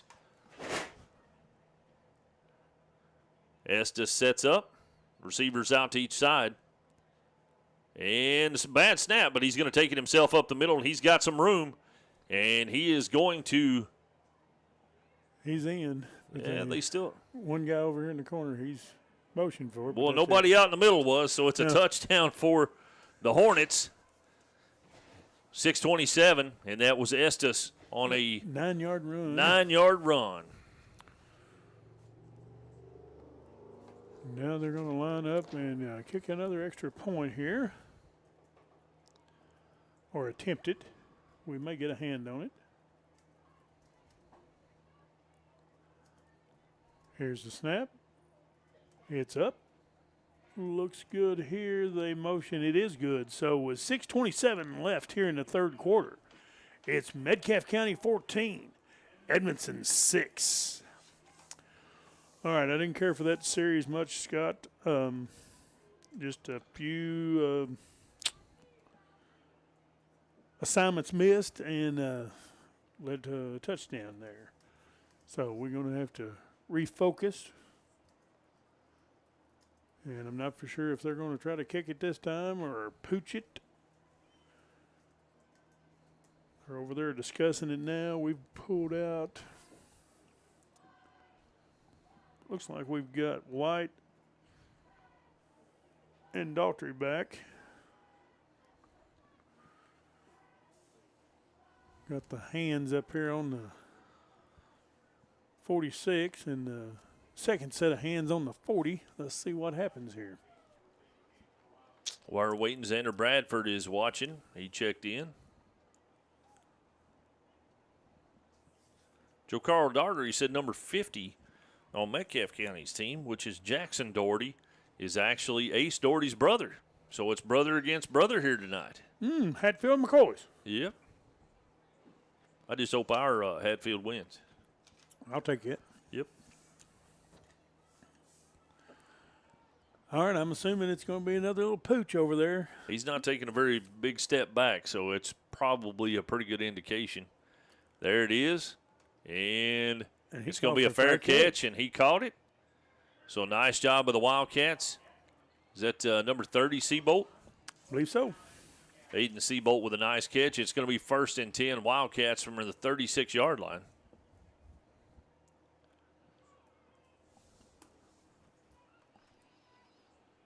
Hey, that official got a pretty good arm, don't he? Yes, he does. Ain't nothing wrong with that throw.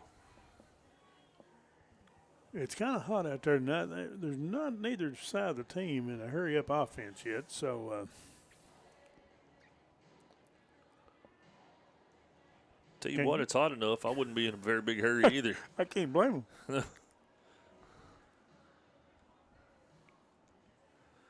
All right, here we go. Noah brings the play in from the sideline.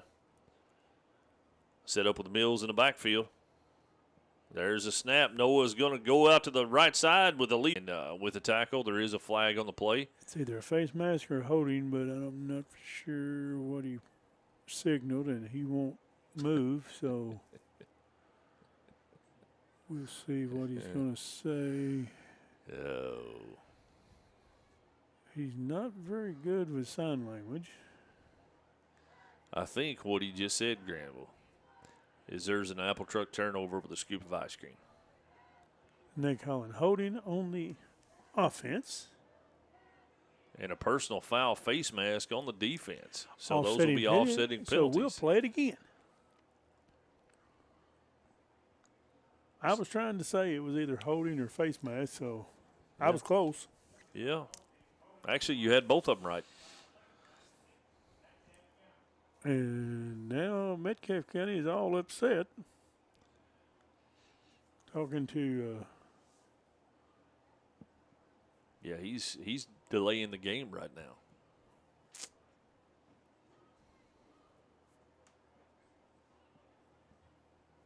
I remembered one thing. I had an official, I guess I was on the field a lot when I was coaching youth league. And he told me, he said, you come past those numbers one more time, coach, and that's going to cost your team 15. And you learn after that, you know. Set up in shotgun formation, fakes a handoff, rolling out.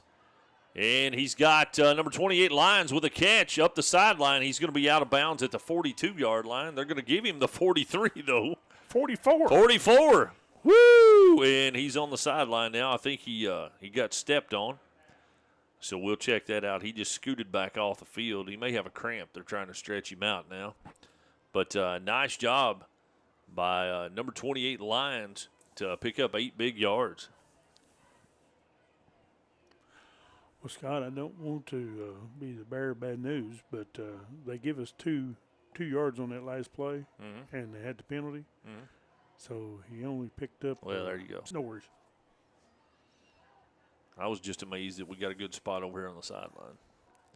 There's a handoff to Mills going up the middle. He bounced it and then lowered his head, and he's going to go for the Lake Forest recruiting Wildcat first down. Pickup of 3. 5:21 left to go here in the third quarter. The Wildcats on the move.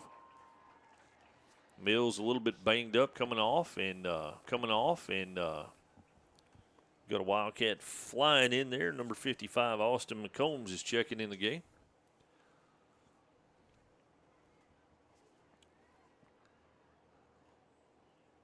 Noah's going to go shotgun with Doherty in the backfield. Receivers out to each side. Snap's good. They're going to lead block, and Noah's going to bounce it outside. He's got some room, cuts it back. There's going to be a flag thrown in the backfield. We'll see what it is. That's typically a holding penalty. But we may never know.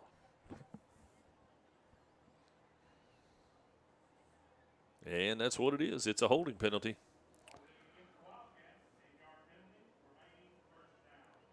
Checking here. Joyce Johnson-Brown is watching. Stephanie Bullard is watching. Mike Club's watching. We appreciate that.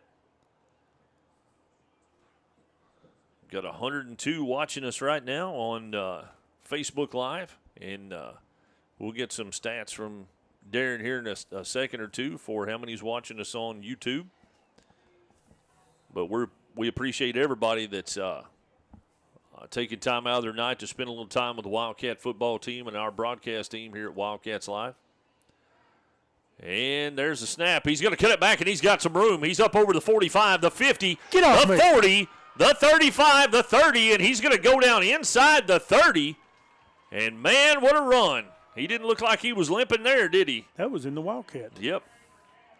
Mills takes it down. Man, it just seemed like the sea went that way and opened up completely on this side, Granville. He found the hole, hit it well, and scampered. Noah Meredith and Doherty in the backfield this time. Receivers out to each side. Noah's going to pull it down, follow Doherty up the middle. He's going to get up to the 25-yard line. Gain of a couple. Lori Clay Doyle is watching us. We appreciate that, Lori. Brandon Jaggers. Tyler Decker is checking in on us. Hey, I appreciate that, buddy. Thank you so much. Checking in, said it was glad to hear us, so we appreciate that. Sheila Gravel's checking in with us. We appreciate that as well. Tyler went to school with Ryan when he was here, and they played football together. Great teammates, good friends. Noah sets up. He's going to throw the ball, and he throws it behind him. Two there, got a hand on it. Yep. maybe It looked like 50. it was tipped going through, but it was intended for Lions or Elkins, but it landed in between both of them, I think. So.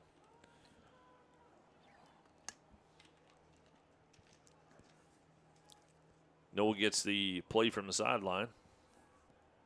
It's going to be 3rd down and 8 from the 25-yard line. 4:13 on the clock. The clock stopped with the incomplete pass. Noah sets up in shotgun formation, single back in the backfield with him. Receivers out to each side, and he's going to take it around the corner. He's up over the 25, 27, the 22. And let's see where they measure, put the ball. Looks like the 21 from here. Is that correct?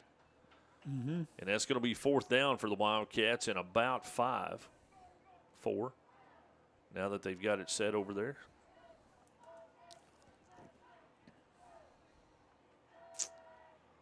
I hope we've got a 4th and 16 play. I'd love to see that one right now. That'd be a good one. It would. It'd be a very good one. Noah sets up. Snap. Oh, I'm sorry. It's a Wildcat with Mills. He's in the backfield, and he's going to be taken down. Ooh, that's going to be close. It's going to be close. They may have to measure that one. Come on. Just signal the 1st down. That's all we want. Maybe about a half yard short. Yeah. Let's see where they actually put the spot. I'm thinking they're going to have to measure that, Granville. No. Oh, he gave it to us. He just give it to us. He sure did. I like the way he thinks. He may be slow, but he's smart. I wouldn't go that far, but I'll give him credit on that one. Yeah, he just gave us a 1st down with just looking down the line, so we'll take it. I'd hate for him to build a house the way he was looking down that line, though. 1st and 10 Wildcats. Noah Meredith, and he's going to take it up the other side, and they're keying in on that move now. Man, what a fight by Noah taking it down to the 19-yard line. But, yeah, they're keying in on the run right now.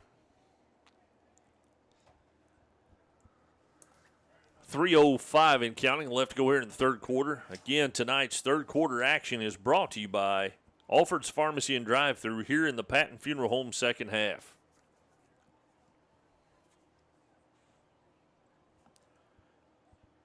And we'll start taking a look, Granville, after the game. We'll start taking a look at the fan of the game. All right, 10. So let's keep an eye out.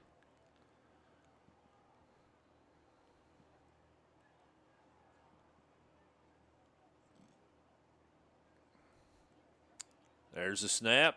Mills is going to take it in the Wildcat, go around the left side. He's got some room. He's got a blocker, too. He's going to take it forward. They're going to drop the stick, so we don't know. He ran out of bounds, stopping the clock at 2:22.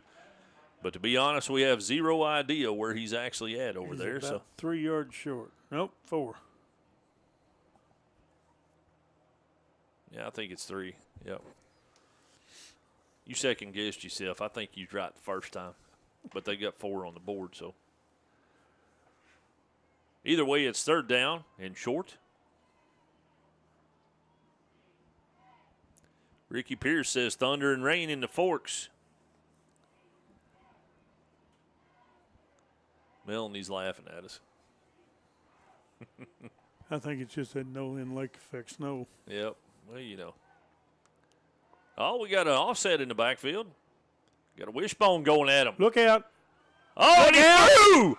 It's going to be a touchdown, Wildcats. Where did he come from? Mills, it looked like he was stacked up, but that's going to be a nice run by Mills. Where was that at? 10-yard. 10-yard run? I'm telling you, man, we thought he was stacked up, and then there he popped out. He may have pulled the Star Trek move and teleported, but I don't know how he done it. Okay, we're going to line up in that wishbone again. Noah under center. 3 backs in the backfield. Turns around, pitches to Mills. Boogity, boogity, boogie, and he scores on a 2-point conversion. So with 2:17 left here in the 3rd quarter, it is Edmonson County 14, Metcalfe County 14. Look out, Scott, we got us a ball game. Edmondson and Metcalfe County tied up here after a nice run by Mills. And I'll be honest with you, Granville, I still don't know that I saw that correctly. I think he got tackled. I really do. And then all of a sudden he just appeared. And it just, there was nobody around him. He just stood up and walked right on in. Yeah, so it was I have no idea what happened, honestly. I'm going to have to go back and watch it because that was – whatever he did was solid. I'd like to see it again. Yeah, I'll have to go back and watch it too because I honestly don't think I saw that correctly. But man, kudos to the line. They didn't give up on anything. Kudos to Mills at taking it in the end zone. But it was, I'll be honest with you, it was almost like one of those Madden blips that they used to have. That all of a sudden, you went from the 5-yard line on one end of the field to the 30 on the other. Yes. And it was just one of those things. But we'll take that glitch. It was magic.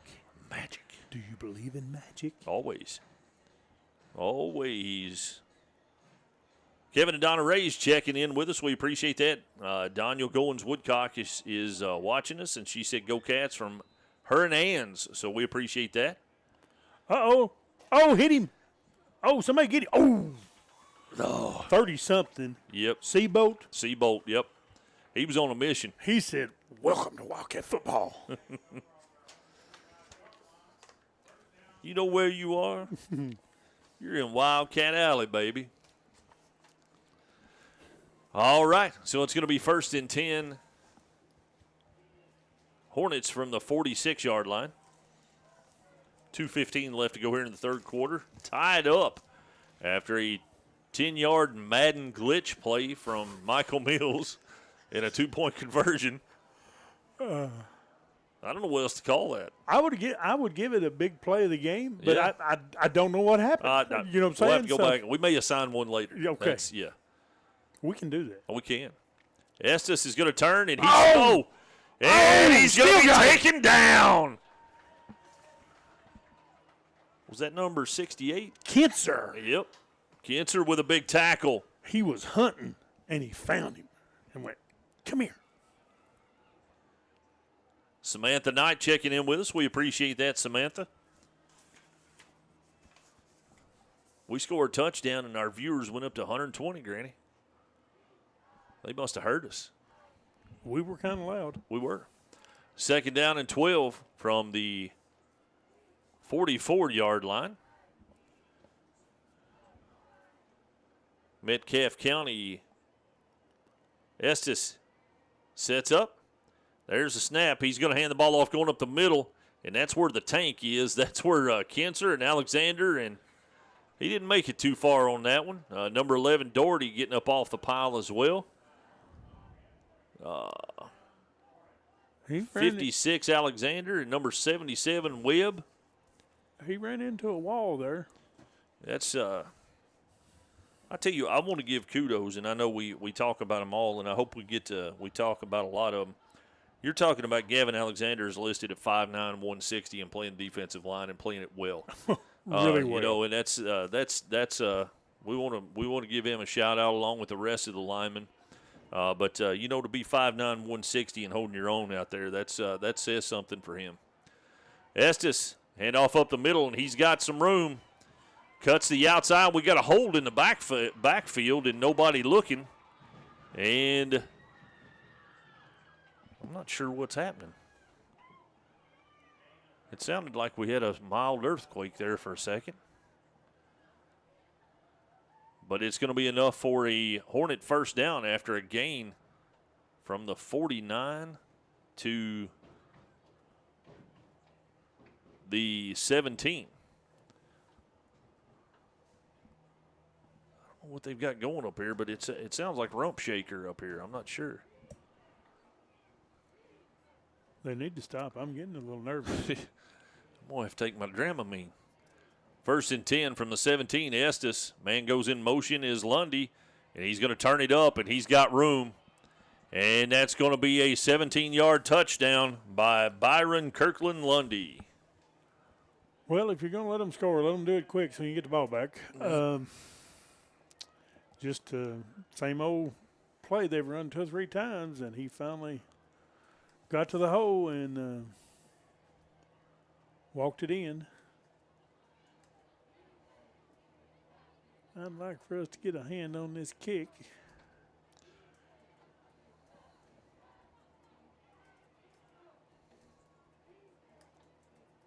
Metcalfe County on for the extra point.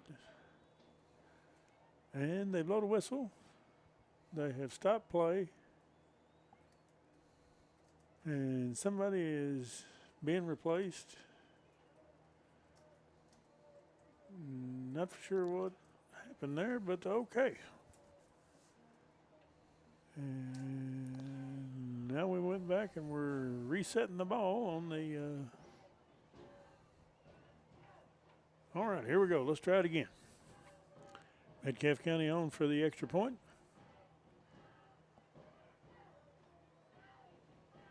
Snaps kind of high. He's wandering around, and he goes down to one knee. So that is a failed extra point. So with 3.4 seconds, I believe, left here in the third quarter. That's what it is. It's Metcalfe County 20, Edmonson County 14.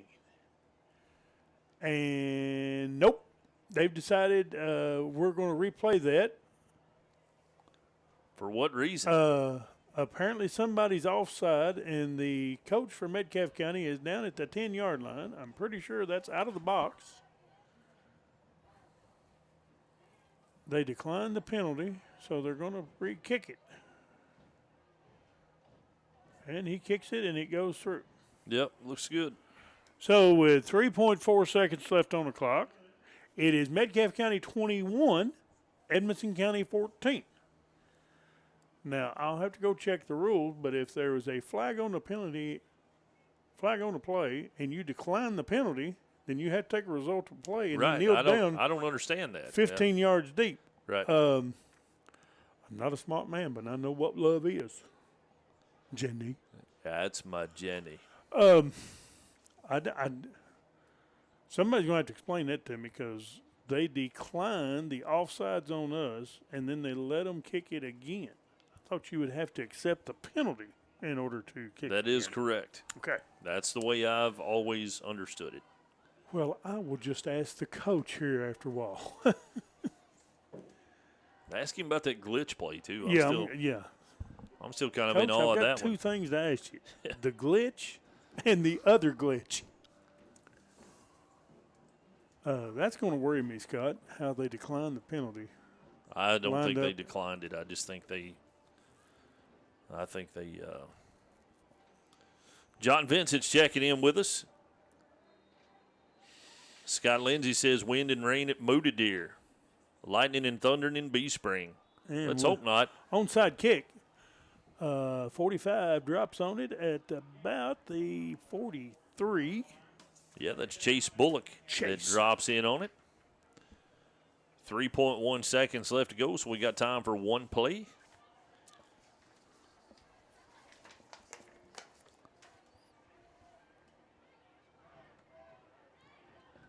I'd like to see a 57-yard scamper right here. It'd be nice, wouldn't it? I'm just saying. I would love it. And then see if they'll let us line up twice for extra point. Yeah, if we don't make it the first time, give us a second chance. Yeah. Yep. Amanda Eicher's checking in. We appreciate that, Amanda. And there's a handoff going up the right side. He's got some room, cuts it back, and I think that was Swihart. Going to take it out to the 47-yard line, and that's going to take us to the fourth quarter. You're listening to Edmonson County Wildcat Football on Wildcats Live at EdmonsonVoice.com. Memories don't die, they live on in our hearts forever. A tombstone or marker should be as unique as the one it honors. Whether it's a simple but elegant headstone or a stately family grave tribute, Patton Brantley Monuments will work with you to create an exclusive masterpiece. We offer a large selection of monuments to honor your loved ones, available in all colors of granite and marble with all shapes and custom designs. To learn more about Patton Brantley Monuments, visit pattonfuneralhome.com. Scott Skaggs Photography is your locally owned and operated full-service photography studio. Whether it's weddings, babies, families, senior pics, or sports, Scott Skaggs Photo can handle it all. They also give back to our local schools, sports team, and community.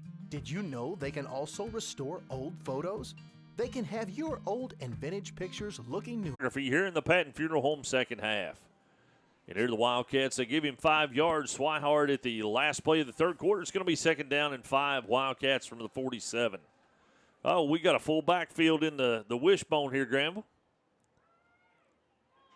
And the handoff goes to Mills going up the right side. He cuts it back. He's hit low, and they're going to take him down. He's got about 5 kids on him, but he gets up first, so that's always a good sign. Scott, during that last break, Wynn shouted out the Edmonson County cheerleaders, and I thought this place was going to erupt. And wasn't no casualties, but there's about 4 people fell down the stairs over here. I tell you, it was like, wow. it was a movement, wasn't it? It was a movement. This group down here on the right-hand side, I mean, they in the running for the fan of the game now. They rowdy. I like it. Still coming back out in it, Granville. That's old school football right there. Meredith pitches to Mills coming around the left side. He's got some room. He's at the 40. Stutter step, the 30, and he's going to be taken down about the 27-yard line. Let's see where they spot it. Looky there. They spotted it at the 27. And that's another Lake Forest recruiting Wildcat first down. That's a gain of 24. 20, yep.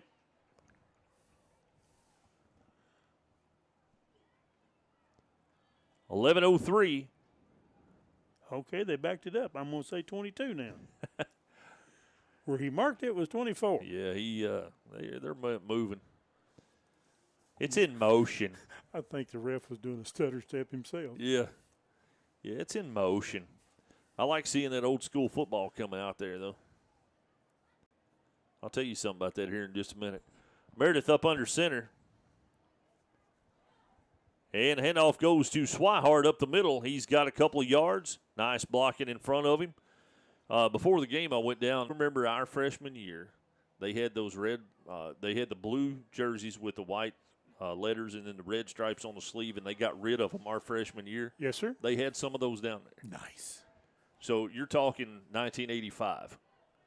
And so when they say vintage, they had vintage down there. And there's a handoff going up the middle. He's going to go forward for a couple of yards. It's going to be 3rd down. And depending on where they spot it, it looks like 3 from here, but we'll wait to see what they've got. It could go 2-1. It doesn't matter. Yep. Samantha Childers says just windy in Brownsville right now, so we do have looks like we got a front coming in Granville. That's one of those nights where I'm glad we're in a booth.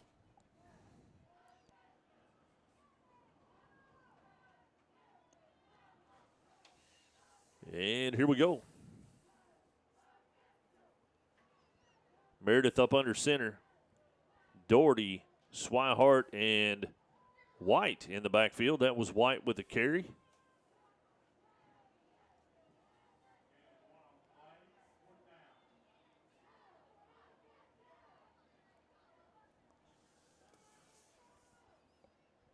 Yep, number 8, Colton White on the play.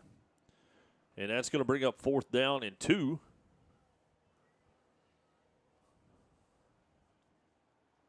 See what the Wildcats have dialed up here. They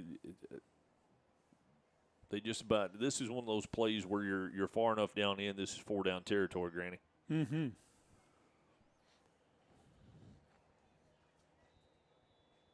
And it looks like the Wildcats are going to take a timeout. And we're going to take a quick timeout as well. You're listening to Edmonson County Wildcat Football on Wildcats Live at EdmonsonVoice.com.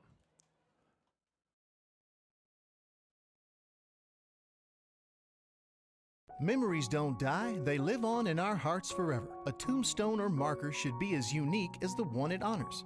Whether it's a simple but elegant headstone or a stately family grave tribute, Patton Brantley Monuments will work with you to create an exclusive masterpiece. We offer a large selection of monuments to honor your loved ones. Available Food Stores, proud to be your locally owned hometown grocery. We feature our very own in-house butcher, Patton Brantley Monuments. Visit PattonFuneralHome.com.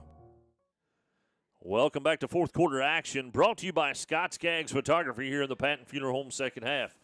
8:56 left to go in the 4th quarter. The Wildcats with the ball 4th down and 2. They call timeout coming out. We had some folks that texted us.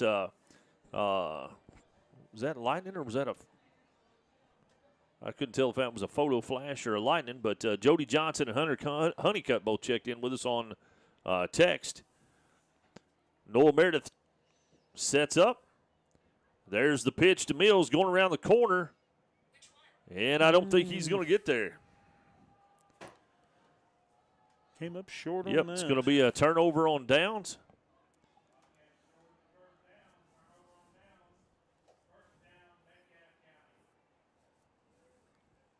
So it's going to be 1st and 10, Metcalfe County with 8:50 left to go in the fourth quarter, leading the Wildcats by a score of 21-14. How about a turnover? Apple or cherry? Doesn't matter as long as we get the pumpkin back. I agree. I'd rather have apple if it's available. We could get a pumpkin spice latte and No. take it back to the house. No, I don't do pumpkin. But they can. As long as Okay. it works and gives us 7 points, they can call it whatever they want to. And there's a handoff, goes up the middle. He stutter steps, gains some yardage up to about the 30-yard line.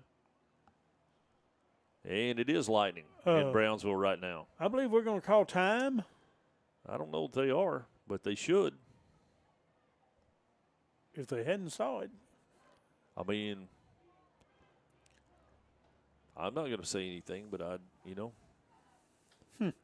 Peach turnover. Okay. Who said that? Kevin and Donna Ray. Yeah, Probably Kevin. 'Cause Yeah, I like peaches. Donna don't like the sweet stuff. Well, yeah. I like the peaches. There's Estes sets up. And everybody's looking around. What are they doing? Did they blow the whistle? Nope. Now nope. they're back. And handoff goes up the middle. He cuts it to the outside. Oh, my goodness. Hello. There's Mr. Doherty, and he says, hello. Loss of 1 on the play. Nice job by Doherty to get back there.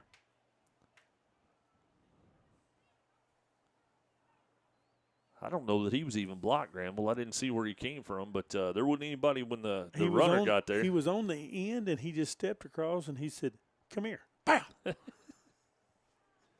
You're done.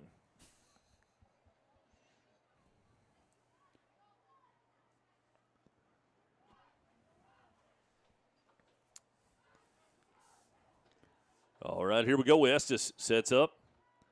Single back in the backfield. And the man cut. Boy, there's a lot of motion there, and he's going to be.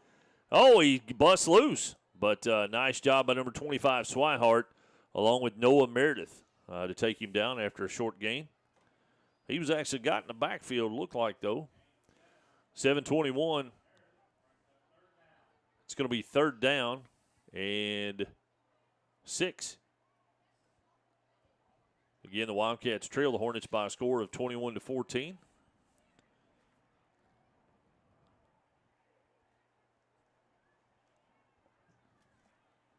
Hopefully this little front blows around us, though. It's not a very big one, but. No, it's shooting off a couple of fireworks over there, but other than that, it ain't. Estes sets up, and the whistle blows. And the Metcalfe County's calling timeout, and that was a lightning strike. That may have been a pig. I don't know. It's on the back side of us. We'll keep it right here, though, in case they go into a weather delay. Have we ever had a weather delay?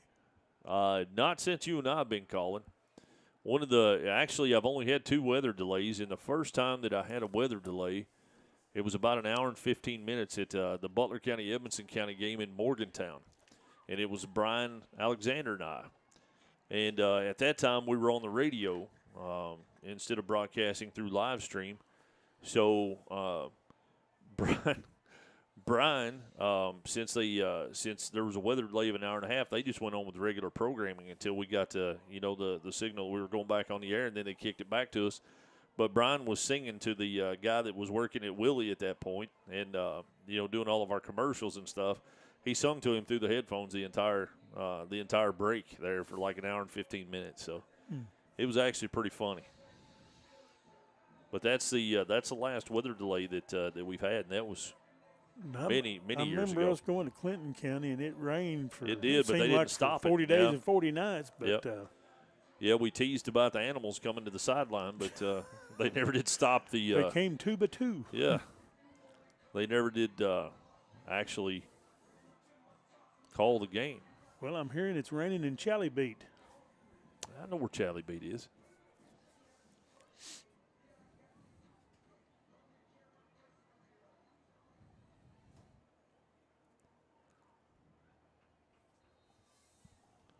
Here we go. Back to action. Estes sets up. And Not going to get us. that was a winky dink. Handoff comes to the right side. Hold there. Doherty was held, and number 62 came through and cleaned out Alexander.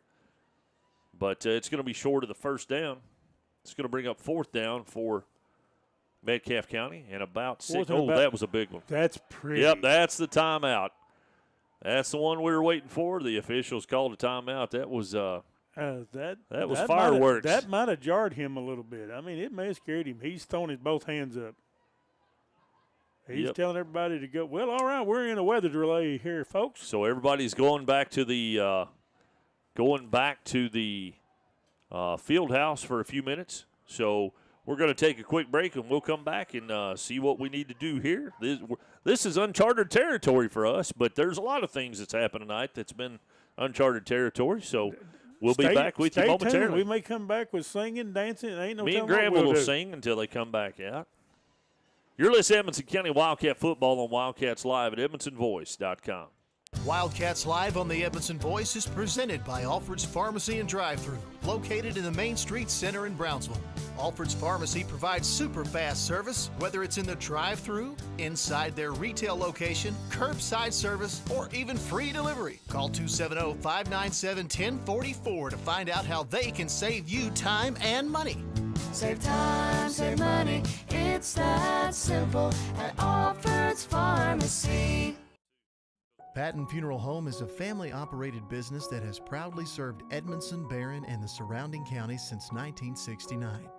In our close-knit community, we consider those we serve our neighbors, family, and friends. We're committed to providing affordable excellence to all that place their trust in us. Patton Funeral Home, serving you in 3 locations: Brownsville, Park City, and now Cave City. Visit PattonFuneralHome.com, continuing a heritage of caring. New things are happening with the Edmonson County Chamber of Commerce. With new leadership and new vision, your chamber is working hard to strengthen the business community in Edmonson County. Whether it's bringing you the annual Big Brownsville Bash, joining you for a ribbon cutting, or answering a simple question, our resources are here for you. To find out how your business can join for as little as $75 a year, call 270-597-4715 or visit EdmondsonChamber.com.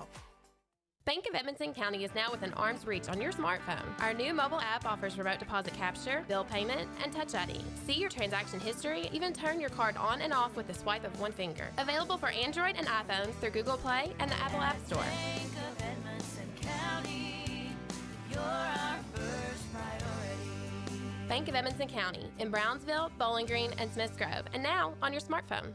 Member FDIC, Equal Housing Lender.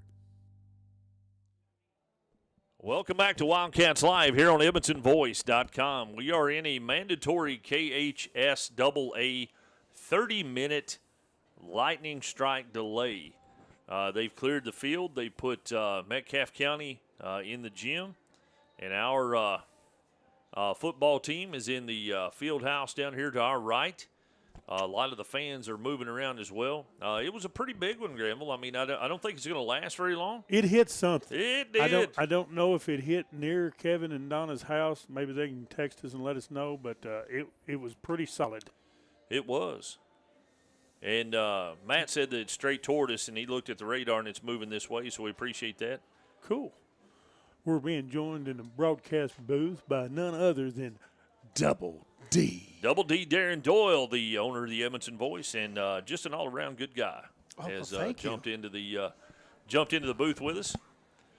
Well, we don't have anything else to do, so yeah. We talked about maybe singing some Eagles. Is that part of the script? You can't. Well, right now we're off script, right? That's so I that's mean, true. you know, I've been told my whole life, in situations where you're just not sure what to do, follow your heart. Right. So I'm thinking Seven Bridges Road myself. Well, he said follow your heart, and I just thought about heart. Listen to your heart, whatever. Ooh, ooh. You're singing the lead part, though, because I can't sing that. But, so getting a lot of good feedback on the stream tonight, guys. You guys are doing a good job, as always. And people really like being able to watch the stream on both Facebook and YouTube. So, there's a lot of people that like one or the other. And we're trying to push all the buttons and get them all there. There's a lot of buttons to push. There is. You've got a computer full. I've got a computer full. We've got, Double D, since you brought that up, I want you to, let's just talk about, since we're off script right now, let's talk about the beginning when we started with the broadcast here. And let's talk about some of the technology and the innovative things that you've brought to the telecast. We call it telecast because we're actually on now. Right. So let's talk about some of the things that you've got going on that you have brought to the table for Edmonson County Wildcat sports and their viewers and fans. Well, so when they first asked, the school asked if the Edmonson Voice was, interested in carrying, streaming the audio, basically the radio part of it, online. I didn't have a clue how that worked. I didn't know, but I told them yes. And I went ahead and committed. And then I tried to find, to make sure all you guys wanted to work with me. I probably should have checked with you guys first. But it was pretty simple back in that day. That was, like I said, that was 2015. And there was not near as many buttons to push. And then, as technology progressed and what people wanted, at home and on their phones, as that changed how we did things. And so I got the bright idea of, what would it take to actually video stream the games. Well, turned out a lot. And, I keep also, when I first started this business, by the way, we're coming up on the 9th year anniversary. Right. Of EdmondsonVoice.com. When I started this business, I had really dark black hair. Those days are long gone. Yes. Lots of buttons to push and a lot of Facebook comments to deal with over the years. But this past off season, this summer, the Edmondson Voice decided to make a little better investment in how we're doing the streaming, and there's always bumps along the way. And I tell people all the time, they say, well, the stream just keeps coming in and out in my house. Well, there's a couple of reasons for that. Number one, the internet may or may not be very good at your house. Right. So your phone or your device may be acting up a little bit. And wherever we go, it doesn't matter if we have $10 billion worth of equipment. If the internet is not reliable where we are, we're handcuffed. And we've never had that happen. No. So, a couple of years ago, or a few years ago, actually, I went to the Board of Education, and I said, look, guys, if you want me to really try to do this and support our teams, we're going to have some help with the internet. And they said, you got it. What do we need to do? And the IT folks at Edmonson County School System and our superintendent at that time, Patrick Waddell, he said, let's see what we can do. And they really did. They've really done a really good job. It's great until it doesn't work, and then it's the worst thing ever. And, one of the things, being off script, we had to switch around some stuff prior to tonight's game. Because exactly. We had some things. But one of the things that I want people to understand, and we don't talk about this because, what we want to do is we want to go on the air and we want to make the best presentation and the best, thing that we can do. But a lot of the stuff that you see out here right now that we're doing that people are bragging on because of the broadcast and stuff is a trial and error that we've gone through 15 different things to get to this point. Yeah, and we've actually failed about 13 and a half of them to see if it works or not. What we're using right now, the streaming program, the streaming software and hardware that we're using, it's brand new. I'm in the other room. A lot of people don't know I'm in the other room. I'm trying to keep those buttons going where you guys, and you got plenty of buttons here yourself, to deal with. And you're keeping stats and you're looking up numbers and kids and trying to get their names and you're hollering, for their families and their friends that are watching at home. It is. A lot of it is trial and error, and we just see, like tonight, for example, if you look on the screen, you'll see a scoreboard a new scoreboard down at the bottom of the screen. And, you know, what we were hearing from, you know, again, the feedback from the public is, well, it's hard to see that scoreboard, you know, once it gets dark. And it's true. You know, that red LED scoreboard, once it gets dark, it has a glare on it. So I tried to see if we could figure out a better way to fix the scoreboard for you tonight. So I don't know. Maybe you guys don't like it. I don't know. So I zoomed in. We have a camera on just the clock. And then we have just like a more standard scoreboard that you would see if you watched a football game on, you know, one of your sports networks or, you know, something like that. So, you know, let me know what you guys think. We're always interested in making the product better. It's always a learning process, and but it's really good to hear people say, you know, hey, you guys are doing a good job. Absolutely. That's you know, one of the things that we do enjoy is the fact that they have you know, given us some feedback, and we've tried to go with that and trying to make the product better each and every year. And that's the key. One of the things that we talk about a lot, especially on the level, is just because we do something and it works doesn't mean it's always going to work or it's always going to be the right thing to do. Right. So you go back and you take a look at things and you take you know, into consideration the feedback that you're getting back, and you just try to continually make things better. And, you know, you've done a great job with that, except me and Granville appreciate you leaving us where we are. Yeah, I appreciate it. You know, like we were talking last week, this starts my 13th season with Edmonson County Wildcat Football. And, you know, through the ups, downs, lows, highs, and everything, it's still been a blast. So we appreciate you allowing us to do what we do and the school system allowing us to do what we do. Well, I appreciate you saying that. And, you know, it goes both ways, because one of the things I love about the Evanston Voice is, you know, pretty much everything that's done here, it's done at the local level with local people, with people that people here know. And, you know, the school gives me a lot of freedom to bring this product, you know, to the community. And, again, a few years ago, you know, they just approached me, and, well, they do every year. They're like, well, what can we do to make this better? Superintendent Brian Alexander, you know, Principal Jonathan Williams here, you know, of course, Kyle Pierce, our athletic director this year. Last year it was Coach Brad Johnson. It was Coach Pierce before that. So, you know, you got guys that they understand sports, but they're community-minded people. And so when you have people like that are making the decisions, it makes it easier to, you know, to do the kind of things that we're wanting to do right now. And I'm sure probably people maybe asking, well, why is there a weather delay? It's not rain to drop. Well, obviously we've got the lightning situation. KHS AA rules, you know, they prohibit play when there's significant lightning in the area for a certain amount of time. It's at least 30 minutes, and I'm sure you guys probably already mentioned that, but some of the folks at home are probably scratching their head, because right now, according to the radar, it looks like it's moved around us, and it looks like it's kind of going away, moving east to us. But basically, we're seeing it, but it's not right on top of us. Right. As a former, and still am, KHSAA official, if you see it or hear it, you have to stop play for 30 minutes. And if you feel it, it's too late. Yes. That's a shocking Granted, I've comment. never felt it, but it's been close several times. Yeah. And so, you know, here's something else that's important. I mean, you've got a close ball game here. You know, you're a touchdown and an extra point away from tying this thing up. You know, we're getting into, you know, the final half of this fourth quarter.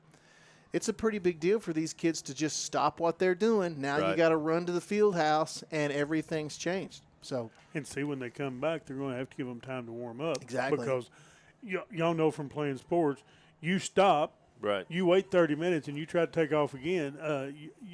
Your especially if you're sitting in the field house. Yes. I mean, that's of course. So what is it? A 10-minute warm up? Is that what they give them? I think. Yeah. So we're at least another 15, 20 minutes away. It could be. Somebody made a comment that hoped the game's over by 11:10 because they were going to turn the lights off earlier. So I hope I did hear what I didn't understand is that was a challenge. So I think I heard Kyle Pierce say that that they're programmed to stay on up until midnight. So okay. I don't know. All right.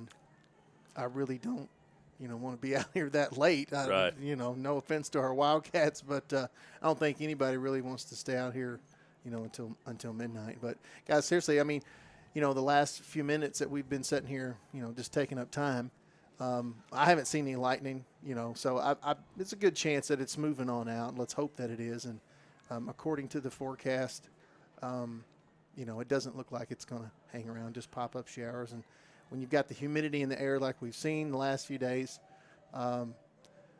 heat index. Wow, how about that? So, we walk into this press box, which made me so thankful for this press box because to the men. You go back 3 years ago, we basically had to call football games out of a deer stand. Right. It was a plywood deer stand, and every year we had to come in here and fight the wasps and the snakes and we had to take the windows out to even be able to see the field. Exactly. And there was one year there was a dude living up here, and I just said, hey man, so we got to have it on Fridays.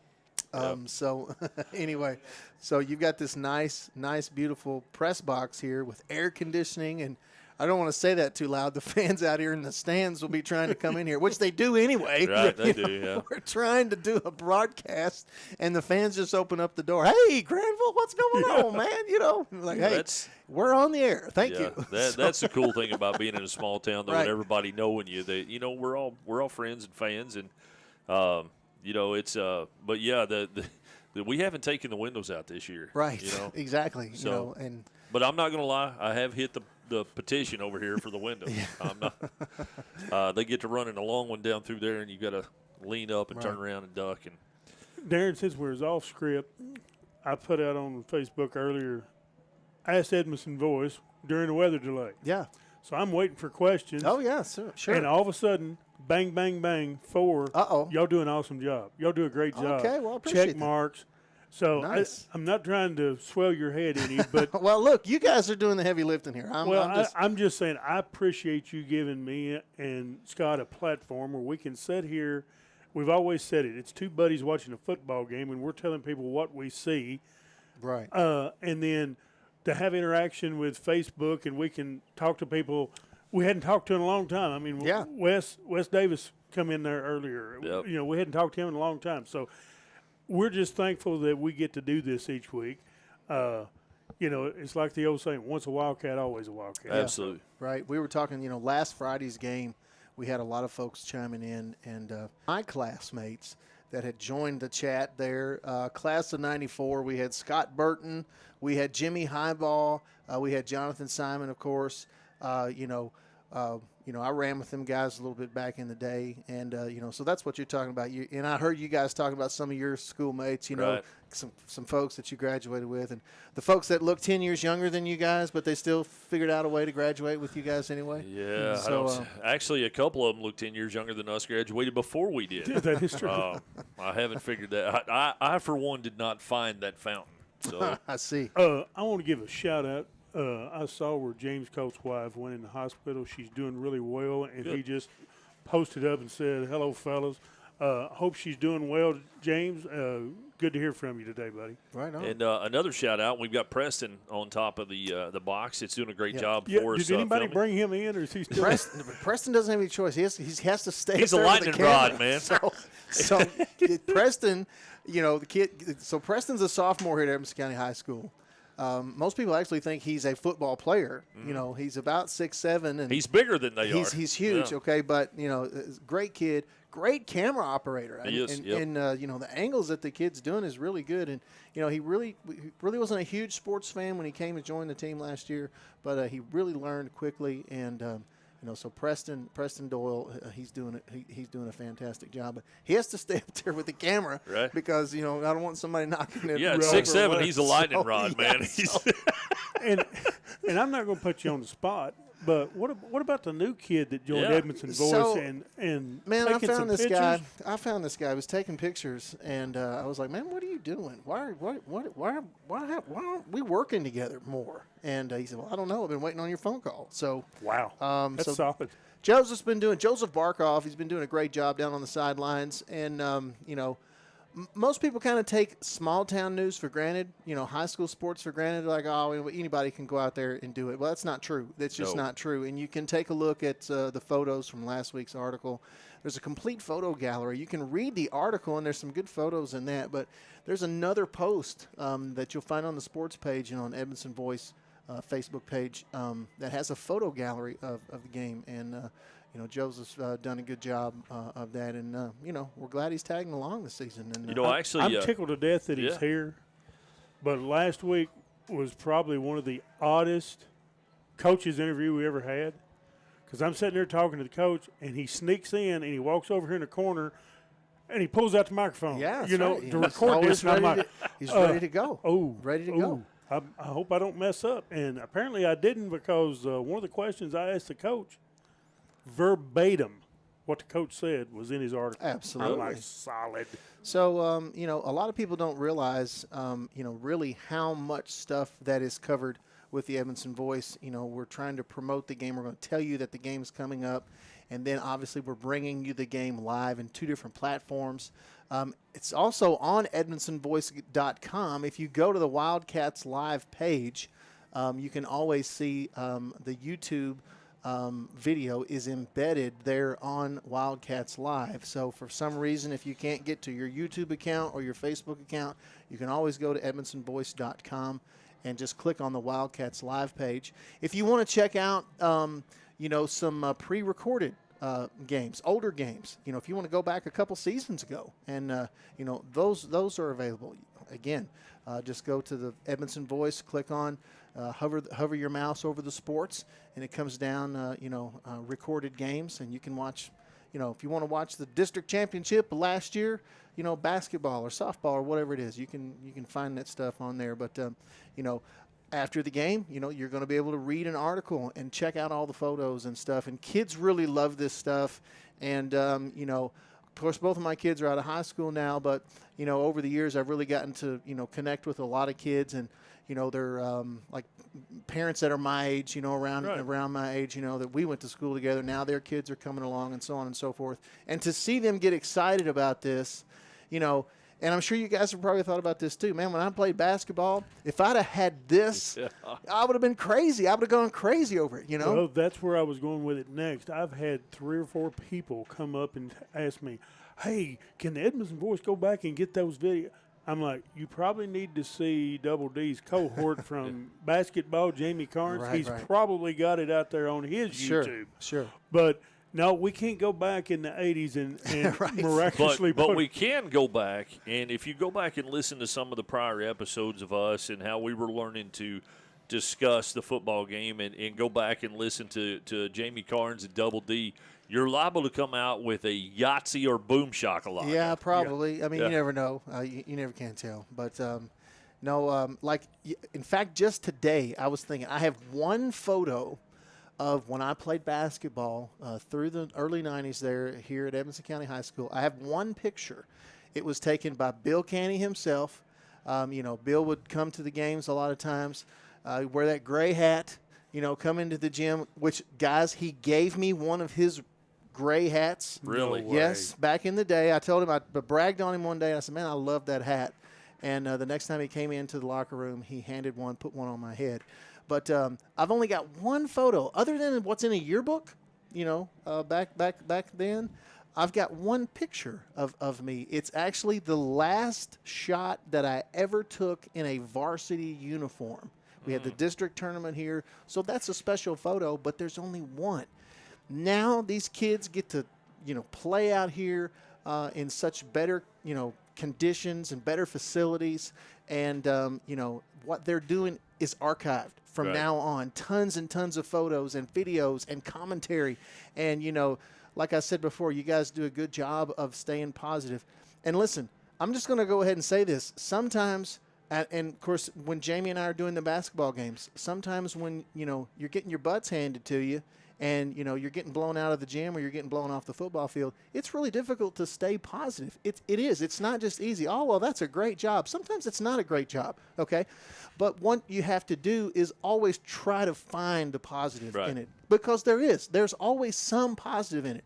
And, you guys are doing a good job of that. And I think the community appreciates, how we're trying to support our teams, because as long as we can build our teams up and, try to keep that morale at a certain level from what we can do on our end, right, then, certainly that's and hopefully what people will pick up from our broadcast, Darren, and Granville and I talk about this a lot.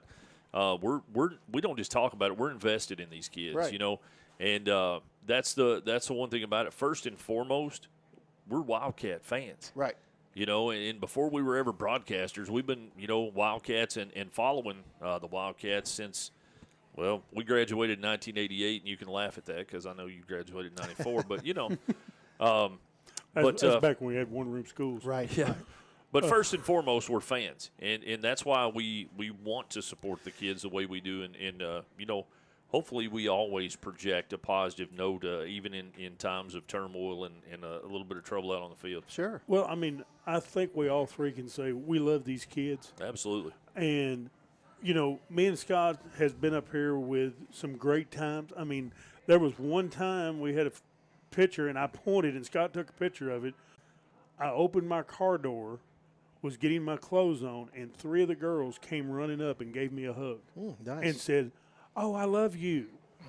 Oh, my gosh. It don't get any better. It doesn't. Right. And people are like, why do you do this to yourself? Why do you go out there and call 4 or 5 games and sweat? That right there. Right. That paid me for my day. It makes up for the 17 other times you got cussed out. You're exactly right. No, it doesn't either. Now since you've done that, I've been on that inside too. You have covered football. You've covered basketball. You've covered volleyball. I think you and Laney done some volleyball. You've done softball with Jamie. Me and you done a baseball game, or district game. What's next for the Edmondson Voice? Super Bowl. It's a good question, man, because a lot of times, we just don't have the personnel, that we really need. And of course, the Edmondson Voice is a small company, and if I had if I had more team members, we could probably branch out. And I'm looking to do that, and hopefully someday we do. But Scott, you were talking about first and foremost, we're fans. Back about 10 years ago, I had the opportunity to do some work following and covering a Major League Baseball team, and lots of cool opportunities. We went to those press box there in the Major League arenas, those stadiums a lot of times. And the first thing they tell you when you get in the press box, there is no cheering. You do not cheer. There are no fans in that press box. You're there to do your job. Right. And obviously I understand that.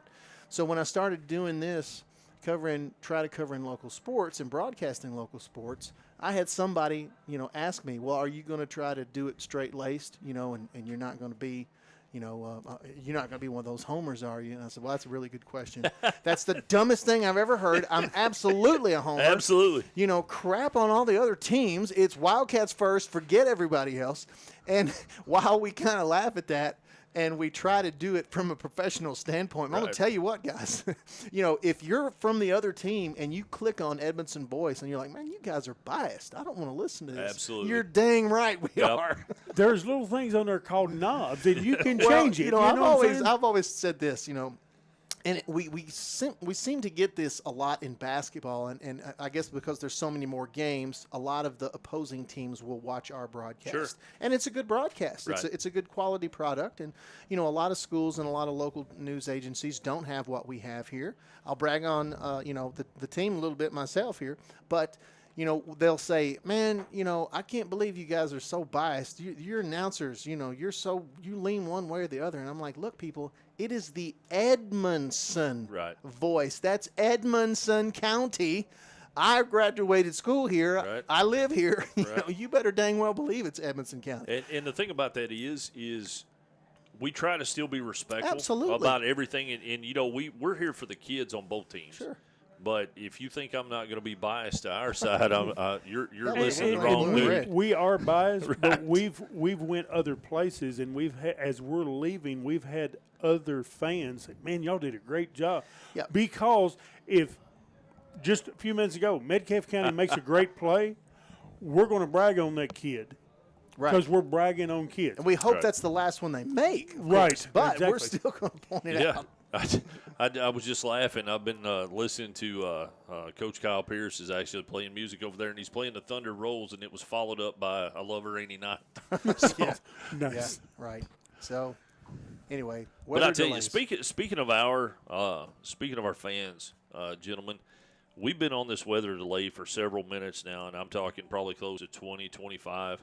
And we've still got 65 people. Yeah, well, we haven't on our run everybody podcast, off. right? That's good. And they're still communicating and giving back. Landon Meredith's watching with us. Samantha Knight says that she wants us to come out and check the soccer team out. I'd love to do that. Laney and Chrissy DeWeese, Kim Skaggs, Madison, Terry Webb, Gary Bagshaw checking in with us, Riley Monroe, Brittany Williams. So Cheryl Thompson is watching as well. So we appreciate you all staying here with us. And the Wildcats have taken the field, gentlemen. Look out. They are they're trying to get, and Metcalfe County's coming back across the parking lot, so we're fixing to get this thing restarted. So why don't you do this, Scott? Let's go let's play a couple commercials here, and let's try to get this thing wound back up. Maybe we can start. You guys can start actually calling some football here in a few minutes. All right, Tim. I'll leave you guys alone, and I'll go back to my button pushing. All right, so for all the fans that's listening, Darren, I want to go out and say thank you for what you do to help Edmonson County. Likewise, Absolutely. guys. Thank you. Appreciate it. all right, and with that, folks, we're going to take a quick break, and when we come back, hopefully we'll get this thing back underway, and we can call a Wildcat win here as they come back and score a touchdown and a 2-point conversion to take a 22-21 lead, we hope. But we're going to take a short break, and when we come back, we'll try to get everything started. You're listening to Edmonson County Wildcat Football on Wildcats Live at EdmonsonVoice.com. CB Food Store is proud to be your locally owned hometown grocery. We feature our very own in-house butcher, fresh fruits and vegetables, a fantastic deli with grab-and-go meals and homemade desserts, and if we don't have what you need, just let us know and we'll do our best to get it. We're also happy to carry your groceries out for you. Open Monday through Saturday, 7 a.m. to 7 p.m., and on Sunday, 10 a.m. to 6 p.m. Call 597-2035 and like us on Facebook. CB Food Store. Proud to be your locally owned hometown grocery store. Memories don't die, they live on in our hearts forever. A tombstone or marker should be as unique as the one it honors. Whether it's a simple but elegant headstone or a stately family grave tribute, Patton Brantley Monuments will work with you to create an exclusive masterpiece. We offer a large selection of monuments to honor your loved ones, available in all colors of granite and marble with all shapes and custom designs. To learn more about Patton Brantley Monuments, visit pattonfuneralhome.com.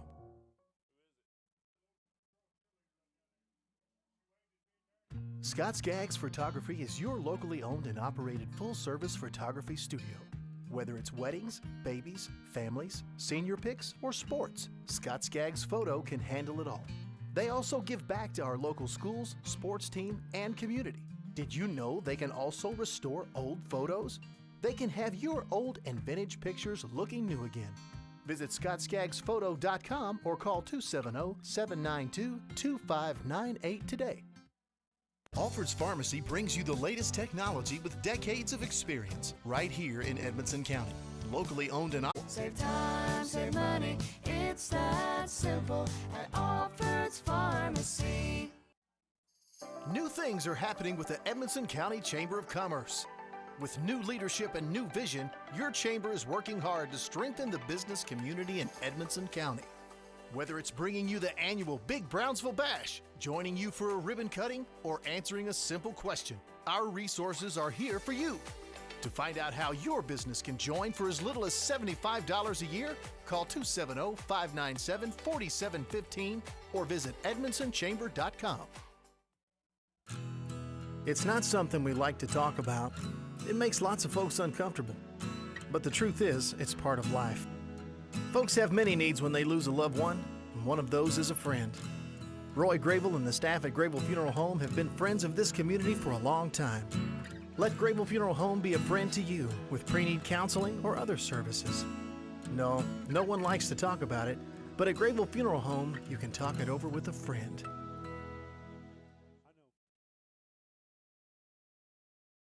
Our people make the difference. A friend that's always there.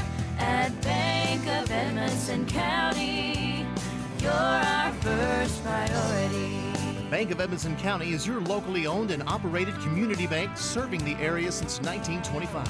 You'll find modern technology like mobile banking through our app and internet banking with bill pay, but can still expect old-fashioned personal service you can trust. At Bank of Edmonson County, our employees are our most valuable asset, and our customers will always be our first priority. Good luck to the Wildcats and Lady Cats this season. Come see us in Brownsville, Bowling Green, or Smiths Grove. Our people make the difference. A friend that's always there.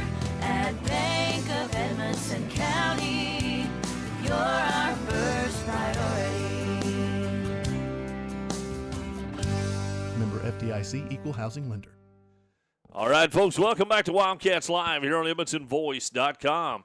They're taking the field, folks, with 6:26 left to go. We're fixing to get restarted. It's going to be 4th down and 2 from the 33-yard line. We'll see what the Wildcats can do when they come out. But the Wildcat faithful are still here.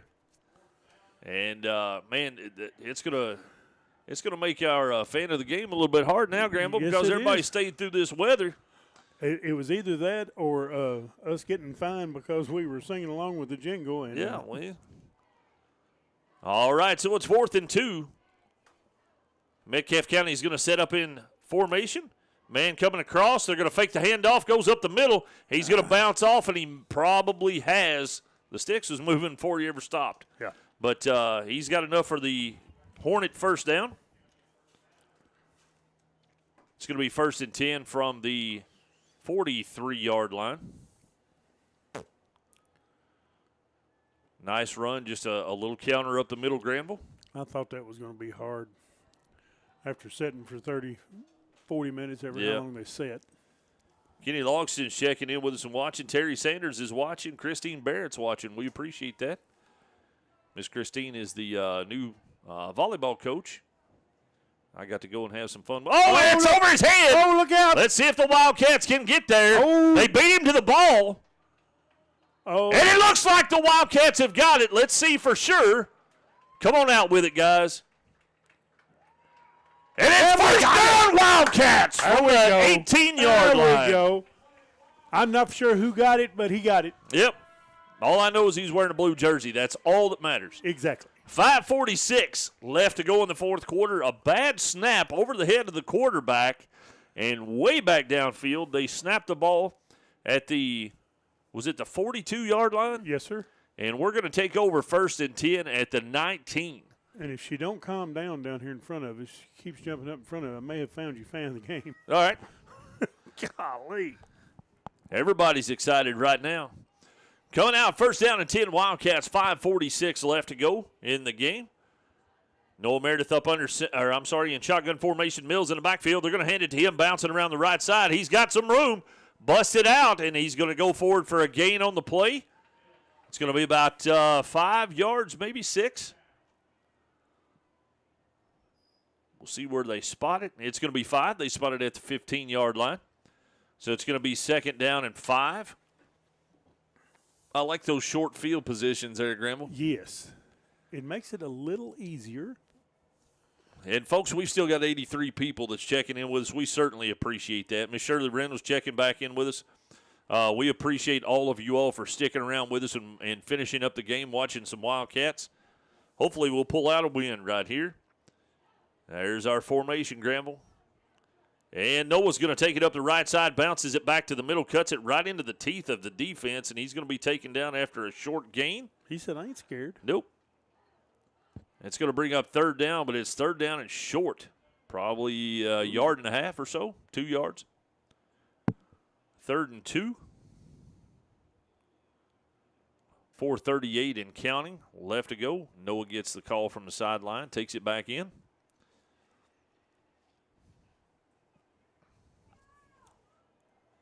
There they break it out, getting up to the line of scrimmage. Oh, it's an offset. It's a Wildcat. Mills with blockers in front of him trying to get to the corner. He's got it, cuts it back. He's down the sideline, and it's touchdown Wildcats. The old drotted, sneaky, juke, a jive, and a hearty high silver to the end zone. Mills with an 11-yard.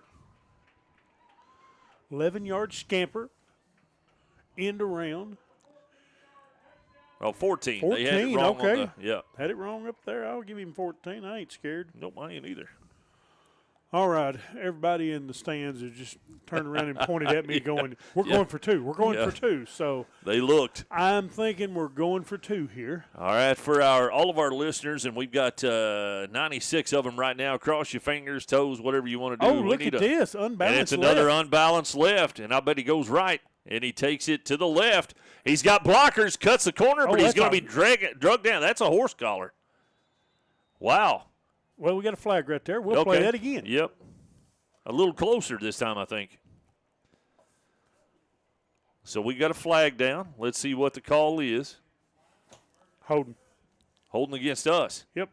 So they're going to decline it, and with 4:11 left in the game, the Wildcats are down by a point. 4:11 left here in the fourth. It's Metcalfe County 21, Edmondson 20. The suspense is killing everybody. Will they go for an onside kick? Will they kick it deep? Hang on, and we'll find out, folks, right here on the EdmondsonVoice.com.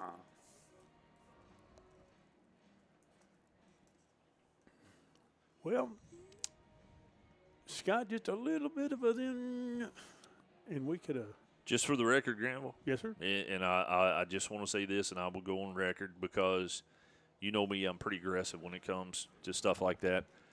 I would have absolutely gone for 2 points right there. Oh, no doubt. No question. You're at home, go for 2. I believe if I'd been on the road, I'd have went for 2 right there. Yep, no question. An extra point would have tied it, but you've got to snap of the ball, you've got to kick it, you've got to, there's a lot of variables to and there's the a lot of kicking time game. left too. So. Yep, absolutely. And he missed kicks the it ball. and missed the ball. Falls on it, so they will take over at the 41-yard line unless that's a penalty that I don't know about, and I don't see a flag. He was trying to pooch it. So it's going to be first down Hornets from the 40-yard line. I'll be honest, Granville, that one, if we could have pinned him deep or had it, I would have probably tried that. Scott, I'm going out on a limb thinking we're in solid company here because Nathan Smith said going for 2 was the right call. Well, I appreciate that. So.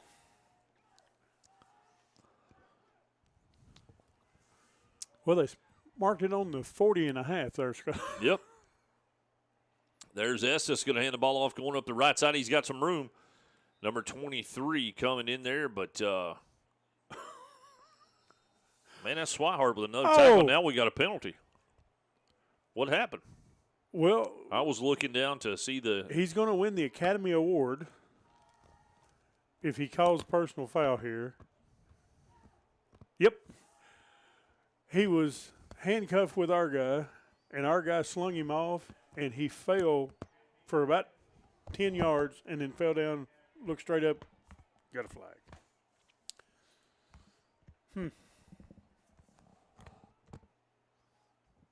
So that was number 72 that was on that. Pretty good sized fella going against a little fella, and he falls down and we get a personal foul.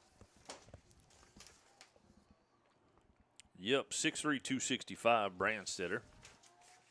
Estes going to hand the ball off coming up the right side. He's got some blockers in front, but we got some guys on the corner going to. And there's another look here. penalty. And that's got to be a holding. That's got to be on them because he was. Yeah, he had Noah. I don't know what kind of move that was, but in WWF that was outlawed 2 years ago. I'm not. I think he was going for the rear naked choke, and he couldn't get his leg up there high enough. I don't know. It looked like a Goldberg spear from here that just got all miscombobulated, but.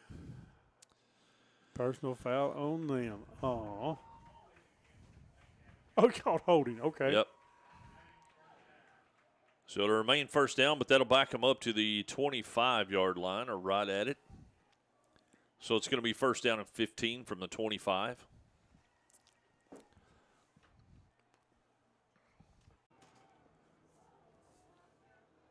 Estes sets up. He's going to hand the ball off to Lundy going around the right corner. And he's got some room. Number 8 for the Hornets actually put a very good block on our guy that time. Number 8 is Keegan Williams. Small guy, but did a great job blocking there and sprung him forward for a gain of about 6 on the play. 3:09 left to go in the game. Glenn Jacobs is actually the mayor of Knoxville, Tennessee. And again, otherwise known as Kane in the WWE, very intelligent individual. I've been in several meetings with him now, and he's shockingly smart. 2:45 and counting left to go in the game. Estes sets up, fakes a handoff. He's going to take it himself up the middle and fall forward. He just kind of rolls. Let's see where they give him the forward momentum to, because, oh no, they're going to give him where he actually rolled to. They marked him at the fourth row. Holy cow. That's not where he hit the ground. No.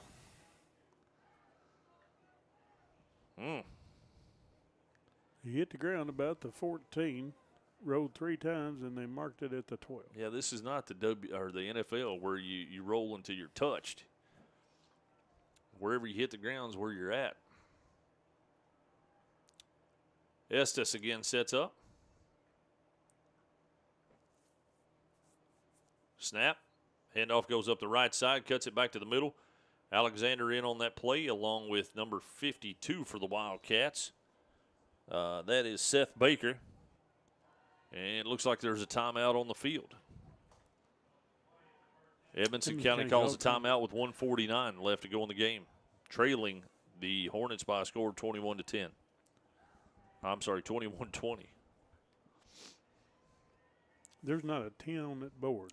No, it's been a long night, though, Granny. Okay. You forget my day started at 6 o'clock this morning. And we've had a rain delay, and, well, I said not rain, it's lightning. But we're still going to get done by 11:10, it looks like, though. I think so. Yep. Shout out to the Edmonson County cheerleaders that are out here keeping the fans entertained.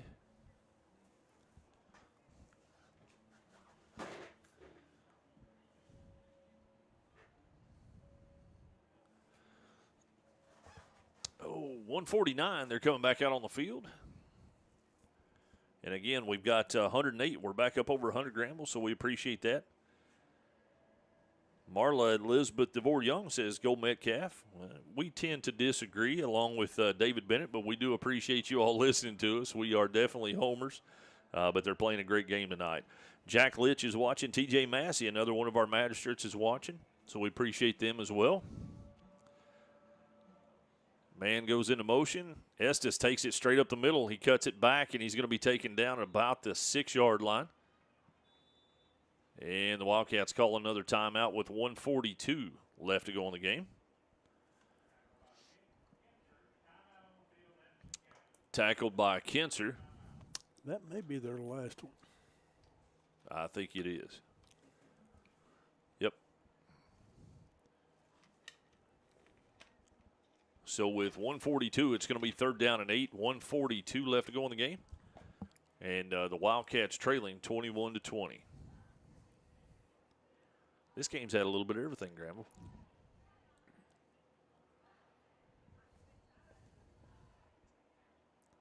Richard Decker wants to remind everybody that the Lions Club has a beauty pageant tomorrow at 10 o'clock at the high school. Well, I read that wrong. I thought Richard was in the beauty pageant. No, he's going to be taking up money or okay. He usually works the door for us. He can do that, but I thought if he was in the beauty pageant, look out. And a reminder that September 5th through the 9th, the Edmonson County Fair is coming back bigger and better. And one of the better carnivals that you'll see in this area as well. Went out and found a carnival company that would work with them and brought in something that's going to be a really nice event for our community. So we appreciate all those guys as well and girls that are working on that. And we'll be here tomorrow actually with the pageant.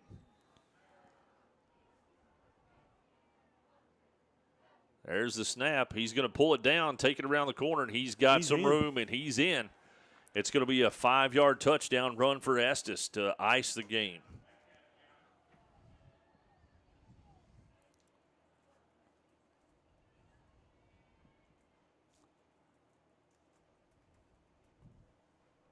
They're going to line up here after the 5-yard scamper in there.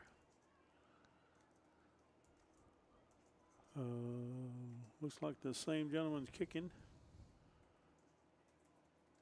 See if they get one try this time or two. Here is the snap. Bobbled, but he still got it up and hit the upright and bounced off. No good.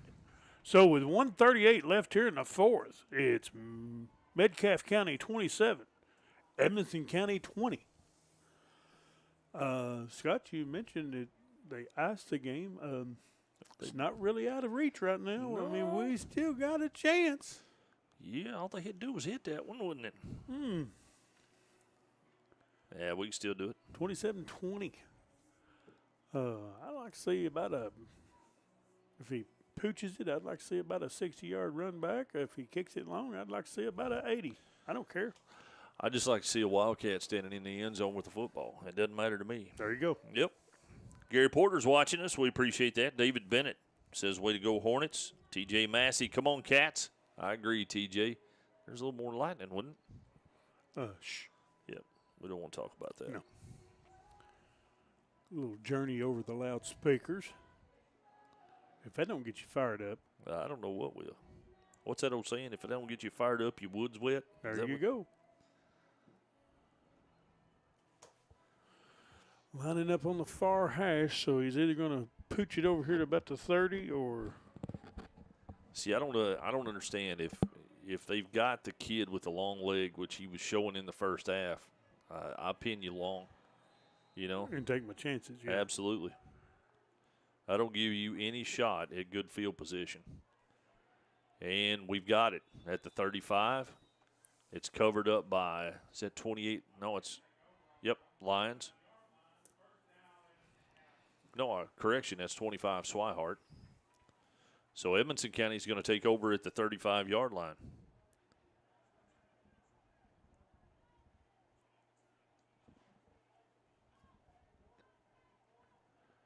.138 left to go. The Hornets leading 27-20.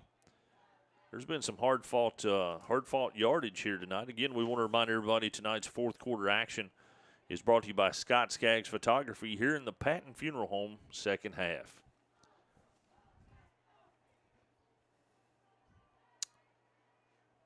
Well, that's an offset with Mills.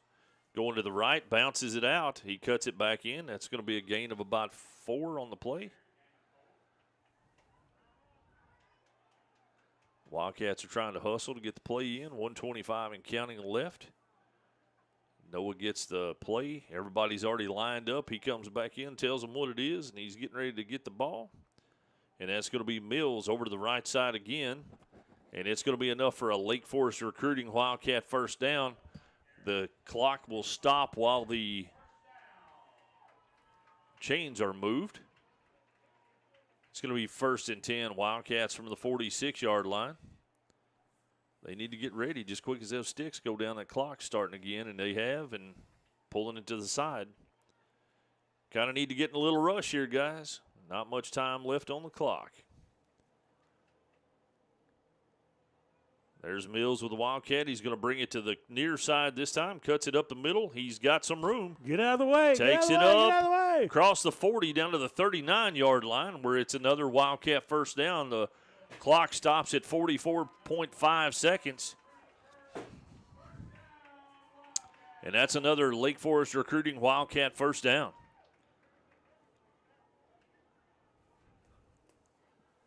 They again set up, and the clock starts 42 seconds and counting. Noah's going to spike it at first down, and that'll give us some time here. Gramble, I think that was a great play. Great play call. Well, Scott, if my calculations are correct, and they may not be, I've got Mills with 221 yards on the ground so far. Wow. He's been a monster. He got 66 in one pop. Well, he got a 22 and another pop. Right. 2 or 3 14s, another 25. So he's been churning out some. He's been a workhorse for sure. That last one was about 15, so let's see if he can get about another 39 right here. Ooh. Wow. Got trip receivers out to his right side. Mills going to roll out, looking to pass. And he does. The ball's in the air, and Oh, it's going to be picked off. intercepted in the middle of the field. And they got blockers out in front. He cuts it back, but he's going to be taken down. No, he's not. No, he's not. He's busted it loose, and it's going to be a 61-yard interception return for a touchdown by number 80, Lundy.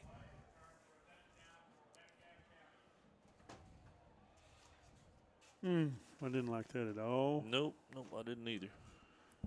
But what's the old saying? You win some, you lose some. That's it.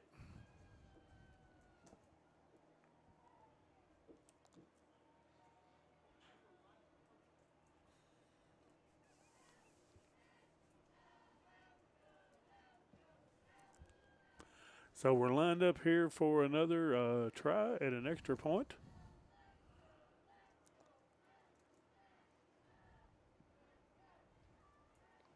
He's set. Here's the snap. Good snap. Kick is up. Kick is good. So with 20.6 seconds left here in the fourth quarter, it's Metcalfe County 34, Edmonson County 20. Slight change of events in the last minute and a half. I believe it might be out of reach now, Scott, but we give a valiant effort. What's that old saying? I mean, you say it's a couple of big plays can turn a football game around. Quickly. Yep, quickly, either way. Did you say the extra point was good? It was good.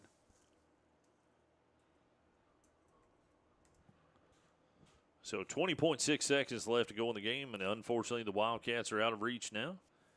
But another valiant effort by the Wildcats. They'll go down to the Hornets tonight. But, one of the things that I talked to Coach Zach Vincent about is the fact that even in losses you can learn. And that's the key to it. And that's hopefully we'll find something that the Wildcats will take out of this one. And looks like they're huddling up. They're getting ready for a kickoff again. Probably going to be another little pooch. Or he may decide to just kick it deep this time because, oh, yeah, he's backing up. He's going to boom it. Yeah, he's going to take his full stride this time, isn't he? He's going to not get cheated this time. Heads up in the back here with White and Daughtry, I believe. And he launches one. He fumbles it, picks it back up about the 4. He's got blockers ahead of him. He's off. He's still on his feet. Brings it back out to about the 22. Nice little run back there. Kind of kicked it off to his right, and he had to run back and pop it a little bit. If he'd have picked it up on the fly there, looked like we had a pretty good wall set up over here. Yeah, but, it looked good coming to this side, didn't it? All right.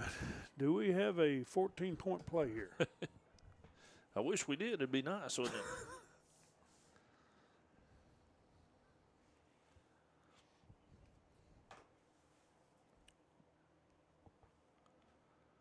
.6 seconds left to go in the fourth quarter. The Wildcats trailing by a score of 34-20. Well, we've had a flag on the play too, Scott, so we're going to mark it off.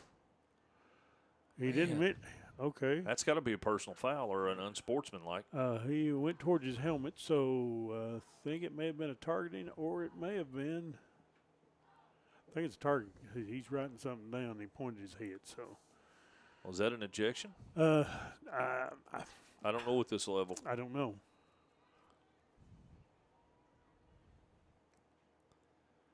And there's the bounce to the outside, cuts it back, and he's going to be taken down to the backfield. And that's going to take us to the end of the game, folks. And when the clock strikes 0, the Wildcats are going to lose a tough one here in Brownsville, 34-20. You're listening to Edmonson County Wildcat Football on Wildcats Live at edmonsonvoice.com.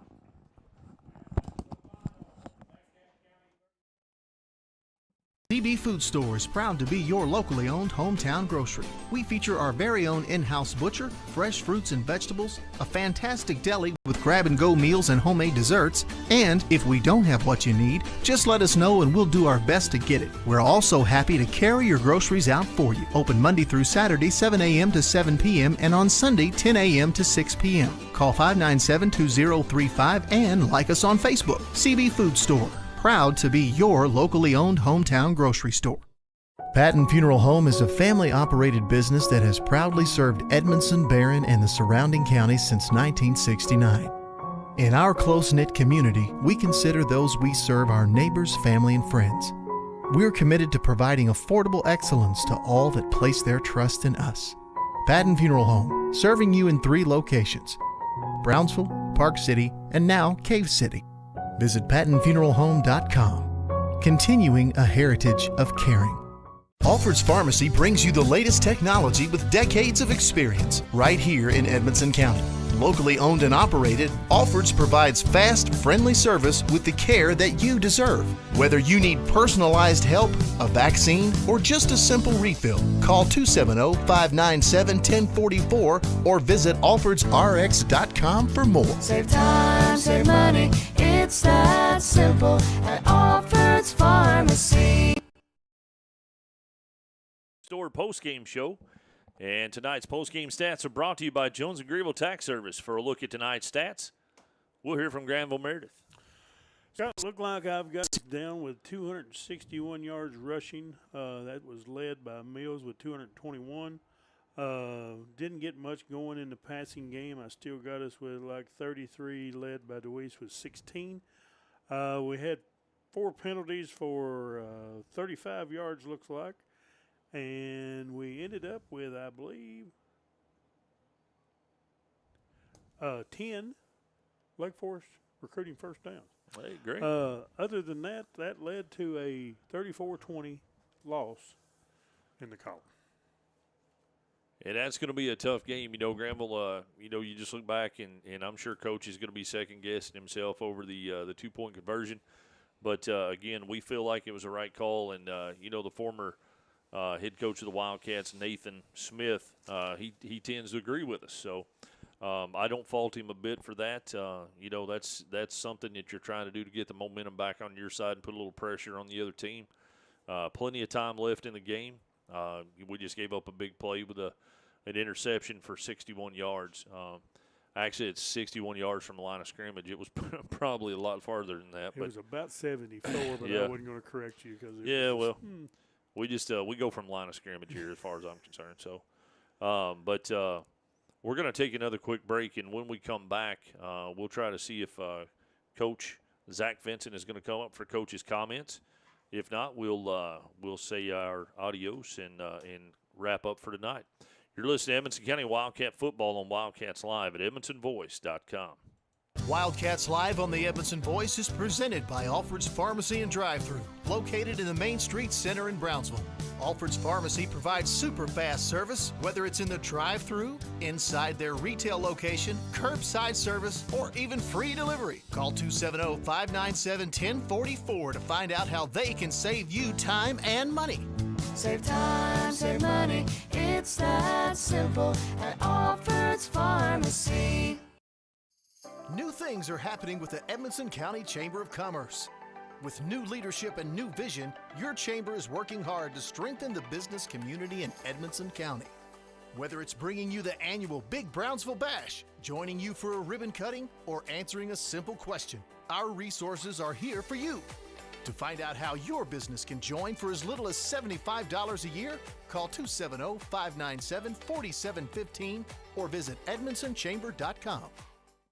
Bank of Edmonson County is now within arm's reach on your smartphone. Our new mobile app offers remote deposit capture, bill payment, and Touch ID. See your transaction history, even turn your card on and off with the swipe of one finger. Available for Android and iPhones through Google Play and the Apple App Store. Bank of Edmonson County, you're our first priority. Bank of Edmonson County in Brownsville, Bowling Green, and Smiths Grove, and now on your smartphone. Member FDIC, Equal Housing Lender. Save time, save money, it's that simple, simple as it can be. Save time, save money, it's that simple at Alfred's Pharmacy. Are you tired of making multiple trips to the pharmacy each month? You can now fill all your medications at once with the Alfred's Pharmacy Simple Fill program. That's right, all your medications at once with Simple Fill. Save time, save money. It really is that simple at Alfred's Pharmacy and Drive-Thru, located in the Main Street Center in Brownsville. Call 270-597-1044 to find out how. Simple Fill at Alfred's Pharmacy. Save time, save money, it's that simple, simple as it can be. Save time, save money, it's that simple at Alfred's Pharmacy. CB Food Store is proud to be your locally owned hometown grocery. We feature our very own in-house butcher, fresh fruits and vegetables, a fantastic deli with grab-and-go meals and homemade desserts, and if we don't have what you need, just let us know and we'll do our best to get it. We're also happy to carry your groceries out for you. Open Monday through Saturday, 7 a.m. to 7 p.m. and on Sunday, 10 a.m. to 6 p.m. Call 597-2035 and like us on Facebook. CB Food Store. Proud to be your locally owned hometown grocery store. Scott Skaggs Photography is your locally owned and operated full-service photography studio.